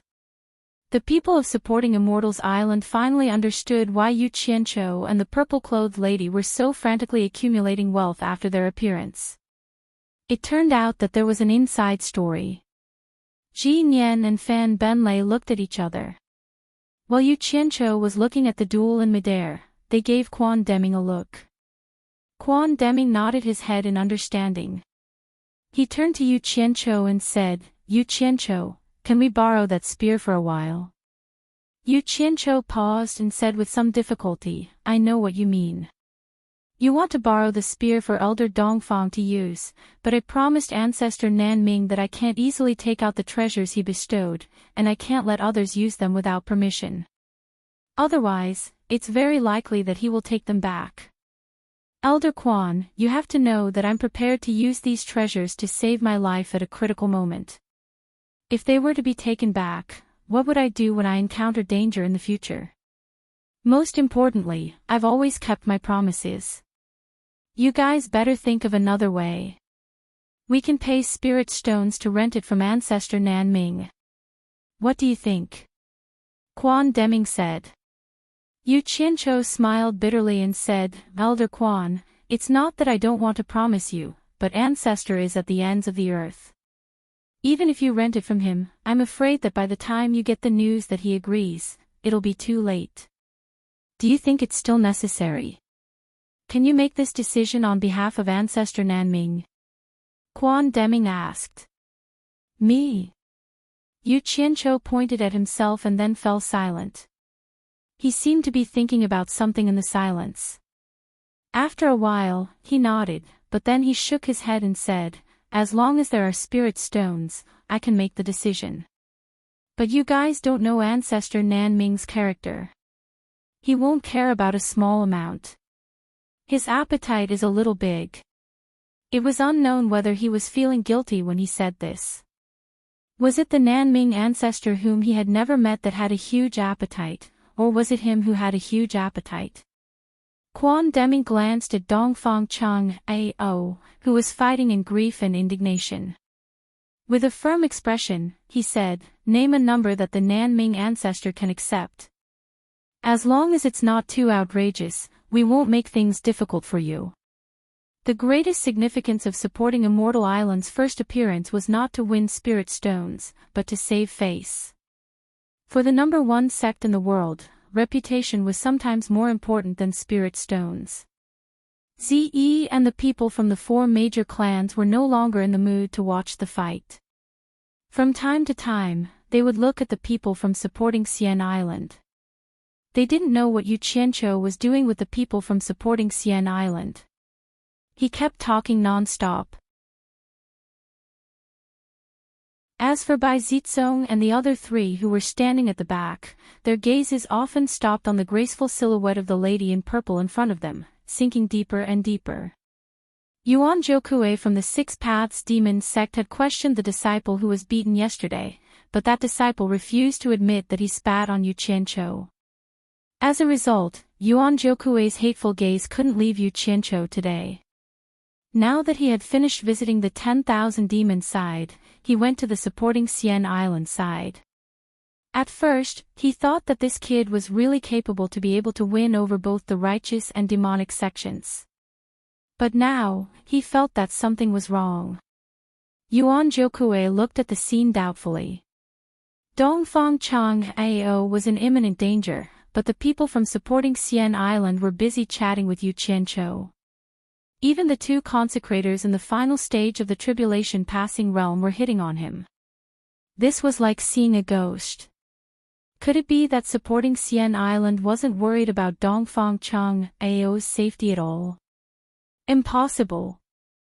Dongfang Chang Ao represented the face of Supporting Xian Island. This huge doubt made Yuan Jiukue feel as if he had been enlightened. He couldn't help but regret his impulsive actions yesterday. Supporting Xian Island and the 10,000 demons were not kind people. Since the two sects and Yu Qianqiu were so accommodating, they must know something that others didn't. It seemed like he had to spend more effort to investigate. Otherwise, it would be too late to regret when he suffered a loss. Yu Qianqiu lowered his head and pondered when he heard this. He thought to himself, I've played hard to get, so I'm not going to play anymore. Not only will they not believe me, they will also say that I'm greedy. It's not good to play too much. It'll be bad if I lose everything. So he let out a sigh and nodded solemnly. Okay. Since Elder Quan has already put it this way, I'll brace up my courage and make a decision on behalf of Ancestor Nan Ming. A fixed price of 50 million high-grade spiritual stones is really the lowest I can go. Ancestor Nan Ming really won't be interested in anything less than this. You can decide for yourselves. It would cost 50 million just to rent it. Even if supporting Immortal Island saved up this amount of money, it would still take many years. The people of supporting Xian Island looked at each other, but they couldn't delay any longer. Dongfang Chang Ao's safety and supporting Xian Island's face were worth more than 50 million. Ji Nian said in a deep voice, Yu Qianqiu, I promise you on behalf of supporting Xian Island. However, I have to say something first. What if the spear isn't as sharp as you said and we make a mistake? I've never lied. Is Senior doubting my credibility? Fine, I'll risk the treasure being taken back by Ancestor Nan Ming. I'll say this here. If the spear's sharpness isn't what I said, you don't have to give me a single spiritual stone. Yu Qianqiu's face was full of righteousness, and his words were filled with awe-inspiring righteousness. Ji Nian nodded. All right, it's settled then. However, we don't have that many spiritual stones on us, so we'll have to temporarily Yu Qianqiu waved his hand and interrupted him. It's fine to give it to you after the matter is over. I've been on supporting Xian Island for so many years, so I have some confidence in supporting Xian Island. However, I have to make it clear in advance that the spear can't be used by you indefinitely. It's only for Elder Dongfang's match. Supporting Xian Island had never thought of taking his things. Moreover, since Yu Qianqiu was so straightforward, Ji Nian immediately agreed. All right, let's use the spear. I have to remind everyone that Ancestor Nan Ming is afraid that people will pry into the secrets of the treasures he refined, so he set up extremely powerful restrictions on them. I've asked him to set up the same restrictions on my 2 treasured sabers, so you must not use your divine senses to check them. Once your divine senses come into contact with them, they'll be immediately damaged, Yu Qianqiu warned. Everyone from supporting Xian Island was astonished. It turned out that the reason why the 2 sabers could hurt people's divine senses was because of the restrictions. There was actually such a powerful restriction in this world. That Ancestor Nan Ming really wasn't someone an ordinary person could compare to. After everyone agreed, Yu Qianqiu put his hand into his storage bag. After searching for a while, he suddenly muttered strangely, could it be that I forgot to bring it with me? That's impossible. When everyone heard this, they almost fainted. After wasting so much time talking, he actually said that he forgot to bring it with him. Ji Nian's face was ashen as he said, Yu Qianqiu, are you kidding me? Look carefully. Oh! I found it, Yu Qianqiu shouted. He didn't mean to dawdle, but the huge sabers that he made with his black flames were a little too crude. This time, since he was pretending to be the spear refined by Ancestor Nan Ming, he naturally had to look like a treasure spear. Otherwise, if they were all crudely made, it would be strange if they didn't suspect that they came from the same family. He was afraid that he wouldn't be able to fool them even if he wanted to. Thus, after some preparation, he put his hand into his storage bag and used his black flames to carefully suppress it. That was why he spent some time. Everyone from supporting Xian Island's gaze followed Yu Qianqiu's hand as it slowly moved. This action instantly attracted the attention of everyone on the surrounding mountains. What were those fellows from supporting Xian Island doing? Dongfang Chang Ao was fighting with his life on the line. Could it be that they still had the mood to do something else?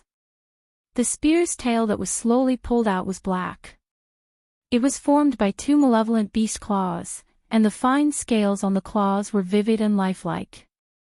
The spear's tail had just been revealed when a terrifying feeling of deterrence emanated from the storage bag. Yu Qianqiu suddenly pulled out the spear and casually inserted it into the ground beside him. With its pu sound, even the spear's tail could easily be inserted into the mountain rocks.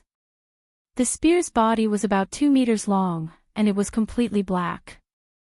The spear's shaft was as thick as a child's arm, and it looked like it was covered in scales. Upon closer inspection, it turned out that there were 9 angry dragon carvings baring their fangs and brandishing their claws. They looked as if they were about to leap out of the spear's shaft. From the front, the spear's blade looked like a flat dragon head opening its mouth and roaring angrily at the sky. The spear's blade had broken through the dragon's fangs and emerged from the dragon's open mouth.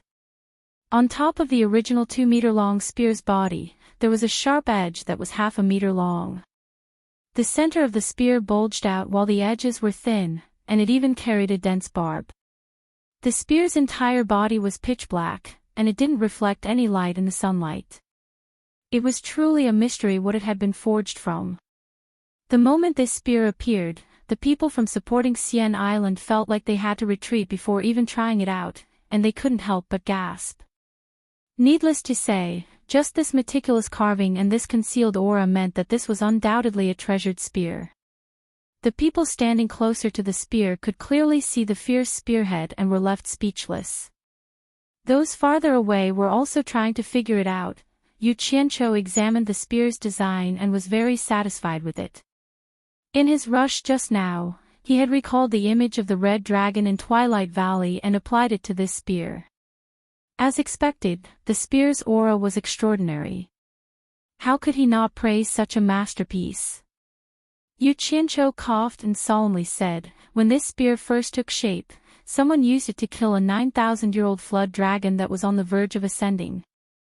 Afterwards, the Southbright ancestor placed 9 dragons on the spear's body, calling it the dragon-slaying spear. The dragon slayer who used this spear once praised that the supreme cultivator's treasured spear slays dragons. No one in the world dares to disobey, and the heavenly sword does not appear.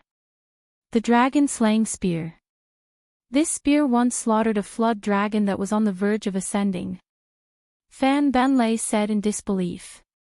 The people from supporting Xian Island also stared at the spear, and Jin Yan asked in shock, "The heavenly sword does not appear, and who can contend with it? Does this mean that there is another heavenly spear that can contend with the dragon-slaying spear?" "Ah. That heavenly sword refers to the heavenly sword, not the spear, but it's also incredibly sharp," Yu Qianqiu somewhat awkwardly explained. He thought to himself, "I can't talk nonsense anymore. If I continue, great hero Jin will be so angry that he transmigrates to settle the score with me." He quickly changed the topic and said, "Everyone, shouldn't you quickly hand the spear over to Elder Dongfang? If we continue to talk, I'm afraid there will be a problem." Ah! Everyone was shocked when they heard this. Only now did they remember that they were only looking at the spear, and they neglected the desperate Dongfang Cheng Ao. Jin Yan and Fan Benlei nodded at Quan Deming at the same time. Quan Deming grabbed the spear and instantly felt a bone-piercing cold. He couldn't help but praise, "Good spear." Everyone stepped aside, and Quan Deming walked out with the spear in hand. He transmitted his voice to Dongfang Cheng Ao, "Elder Dongfang, don't panic. We have already found you the peerless godly weapon, dragon-slaying spear. It will definitely be able to break that strange whip. You must remember, the restriction on this spear is extremely powerful. As long as you don't use your divine sense to check, you will definitely be able to use it safely."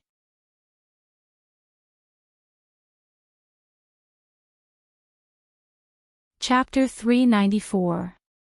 Dongfang Cheng Ao, who was trying his best to deal with Quan Deming, took the opportunity to take a glance.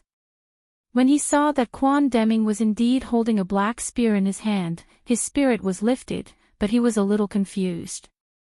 He was good at using spears, so he paid more attention to all kinds of good spears. Where did the dragon-slaying spear come from? Why hadn't he heard of it before? When Yen Bugue saw the spear in Quan Deming's hand, his expression changed immediately.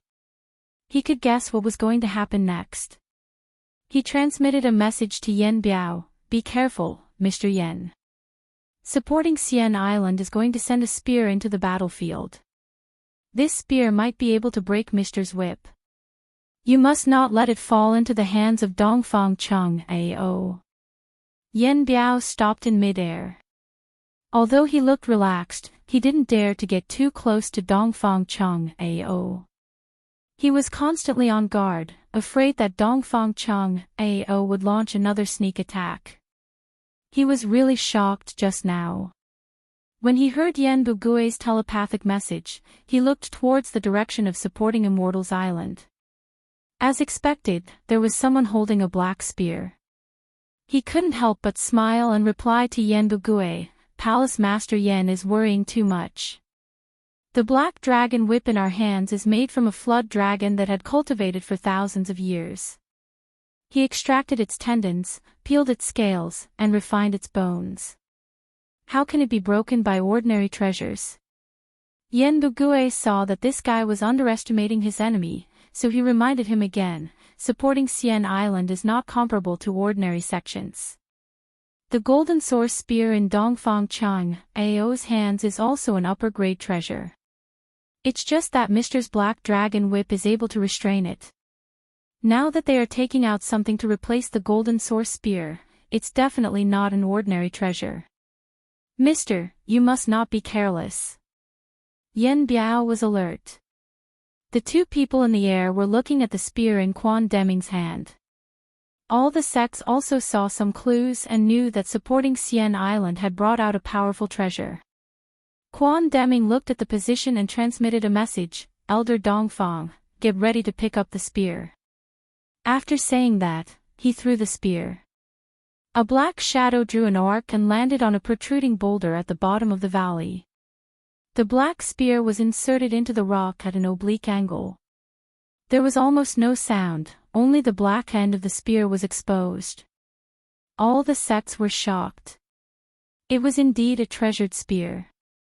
Dongfang Chang Ao, who was fighting, was slightly delighted, while Yen Biao was slightly startled. Both of them immediately locked onto that gun. "Hi!" Dongfang Chang Ao shouted. He had waited for so long in order to think of a way. Now that his fellow sect members had come out to save him with a treasure, success or failure would all depend on the spear below. How could he not give it his all? The spear in his hand shot out 100 spear shadows with all his might. Golden light shone as he forced the black dragon whip away. In a flash, he quickly descended. "Dongfang, don't run!" Yen Biao shouted. At this time, he was also a little anxious. He made a hand seal, and the black dragon whip chased after Dongfang Chang Ao. Everyone's eyes were focused on the battle between the two. They knew that this was the crucial moment. About 100 meters above the ground, the sound of wind breaking could be heard. Dongfang Chang Ao suddenly stopped, turned around, and used all his strength to shake off the long whip with his spear. Everyone thought that he would be able to pick up the spear below. Unexpectedly, he raised his head and looked at Yen Biao, who was rushing down, and shouted, "Kill!" Then, he raised the golden origin spear and rushed towards Yen Biao.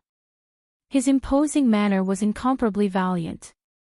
The two of them rushed at each other, and their speed seemed to close in an instant. Yen Biao originally wanted to use the long whip to entangle Dongfang Chang Ao so that he could keep the spear below to avoid any worries. Who knew that Dongfang Chang Ao would turn around and rush back, as if he had set up a trap for him to fall into. The sharp sound of the golden spear pierced through the air, and Yen Biao was almost scared out of his wits. He hurriedly turned around to escape, but it seemed that it was still a little too late. The two of them had already met, and following a cold snort from Dongfang Chang Ao, the golden spear drew out a rain of blood. Ah! Yen Biao screamed. One of his thighs was not able to dodge in time, and was cut off on the spot. The Cultivation Alliance immediately cheered, especially Qiu Weiyuan of 10,000 demons, who was unusually loud and excited. Yu Qianqiu nodded slightly. This Dongfang Chang Ao was indeed Dongfang Chang Ao. As long as he was given a chance, he could immediately turn the situation around. This kind of wisdom and courage was definitely not comparable to ordinary people. It was no wonder that he could take on such a heavy responsibility in the world's #1 sect, Fuxian Island. Although Yen Biao had lost a leg, his life was still more important. He continued to run for his life, but his vitality was greatly injured, and his speed was already a lot slower. He desperately ran towards the direction of Yen Bugue and the others, shouting loudly, "Two senior brothers, save me!" Among the dozens of people, 2 people immediately rushed out to rescue him. Yen Bugue anxiously shouted, "Don't break the rules." But someone beside him pulled his arm.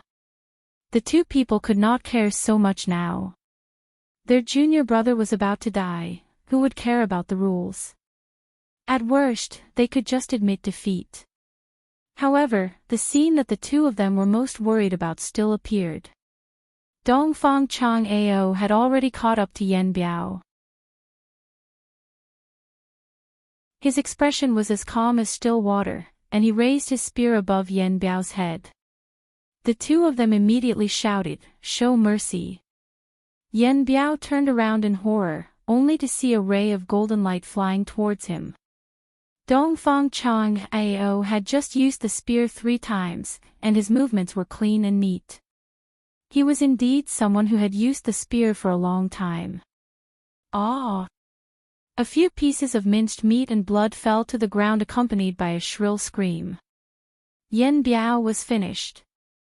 The Cultivation Alliance once again cheered non-stop, "Junior brother." The 2 people who were rushing over exclaimed.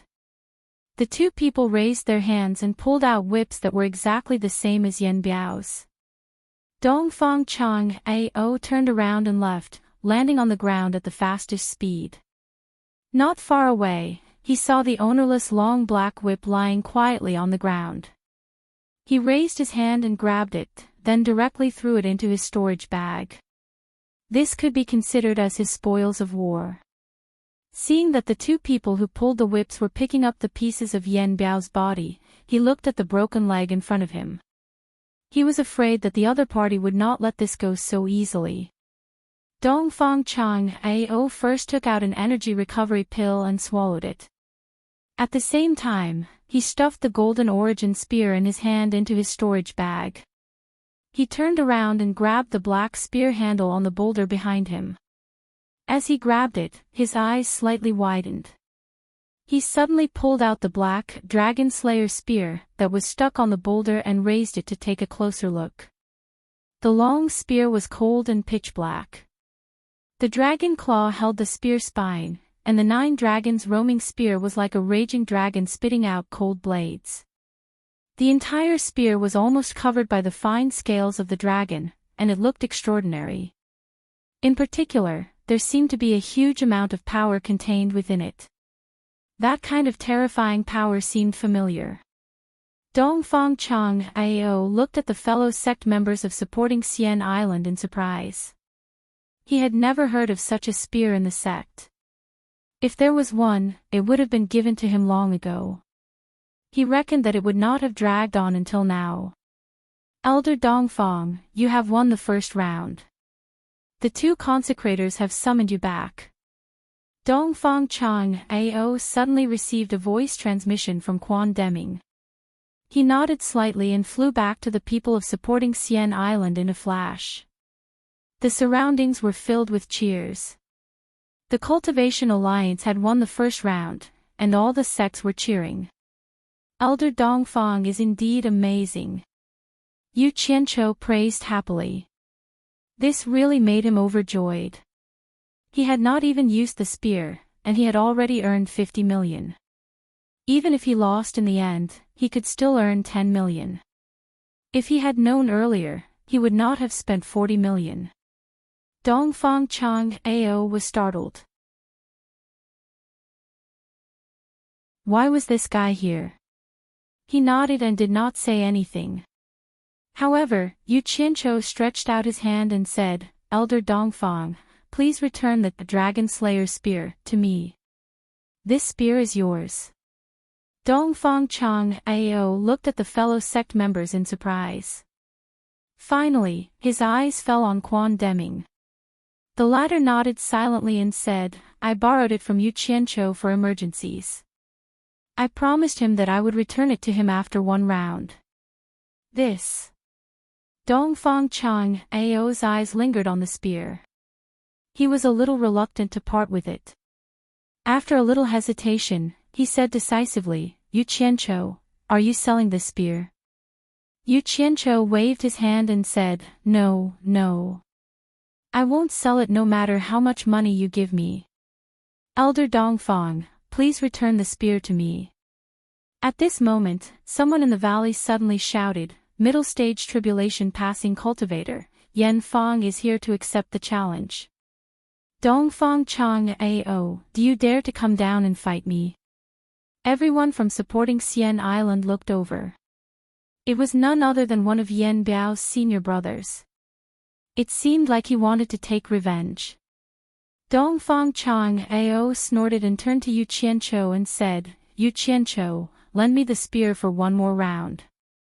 I will return it to you after I use it. Chang Ao. Ji Nian stopped him and shook his head. Supporting Xian Island has to fight for the first round. Since we have already won, let the other sects do the rest. Supporting Xian Island only needs to make a move at the crucial moment. Dongfang Chang Ao stopped and pondered. He knew that the sects had their own considerations. He could not control his own impulse. He looked at the people at the foot of the mountain and gritted his teeth as he handed the Dragon Slayer spear in his hand to Yu Qianqiu. Yu Qianqiu took it and touched it before stuffing it into his storage bag. He bowed to Ji Nian and said, After the challenge ends, I will come back to find you. Ji Nian nodded with a gloomy expression. Just touching the spear had cost supporting Immortal Island 50 million. If he had known that Dongfang Chang Ao would kill like that, he would have just thrown something as a trigger. There was no need to waste so much money. Yu Qianqiu did not care so much. After leaving supporting Xian Island, he went back to the four families. Zi popped her head over and asked curiously, I saw it just now. The gun that was thrown down seems to have been taken out by you. Yu Qianqiu looked at her. It was good to have a high cultivation. So many people were blocking and yet she saw it. Actually, it was not just Zi who saw it. Many people saw it. Even if they did not see it, they would have guessed it. If supporting Xian Island really had a spear, they would have taken it out long ago. There was no need to surround him and take out a spear. If it was not his, who else could it be? Yan Biao's senior apprentice brother was still shouting, What? Dongfang Chang Ao does not dare to come out, but the whole Chinese cultivation world does not dare to come out. Are you all cowards? Who will fight me? He shouted and scolded for a long time, but no one from the sects came out. The key was that everyone knew how powerful the whip was from Dongfang Chang Ao's battle. Those with the same cultivation as Dongfang Chang Ao would not be able to deal with it better. And the cultivators in the final stage of tribulation passing couldn't come out because of the rules. For a moment, people from the sects looked at each other. That whip was troublesome. Yu Qianqiu looked left and right for a long time. Seeing that everyone was still hesitating, he could not help but laugh. Hee hee. Since everyone is so polite, I won't be polite. Ziyi's eyes brightened. You want to go up? His fighting style was always so novel. She liked watching it. Hee hee. What do you think? We can't let people laugh at us Chinese cultivation world for not having anyone. Yu Qianzhou's mouth twitched as he drew a machete in each hand and shouted, I'm coming. You're tuning into the LoveLore Library YouTube channel. We're so grateful for your support and don't forget to subscribe to join us on this incredible journey through captivating stories. Your generosity through donations truly makes a world of difference, as it's the primary source of revenue that allows me to expand and enhance this channel for you. Thank you from the bottom of my heart for being a part of this adventure.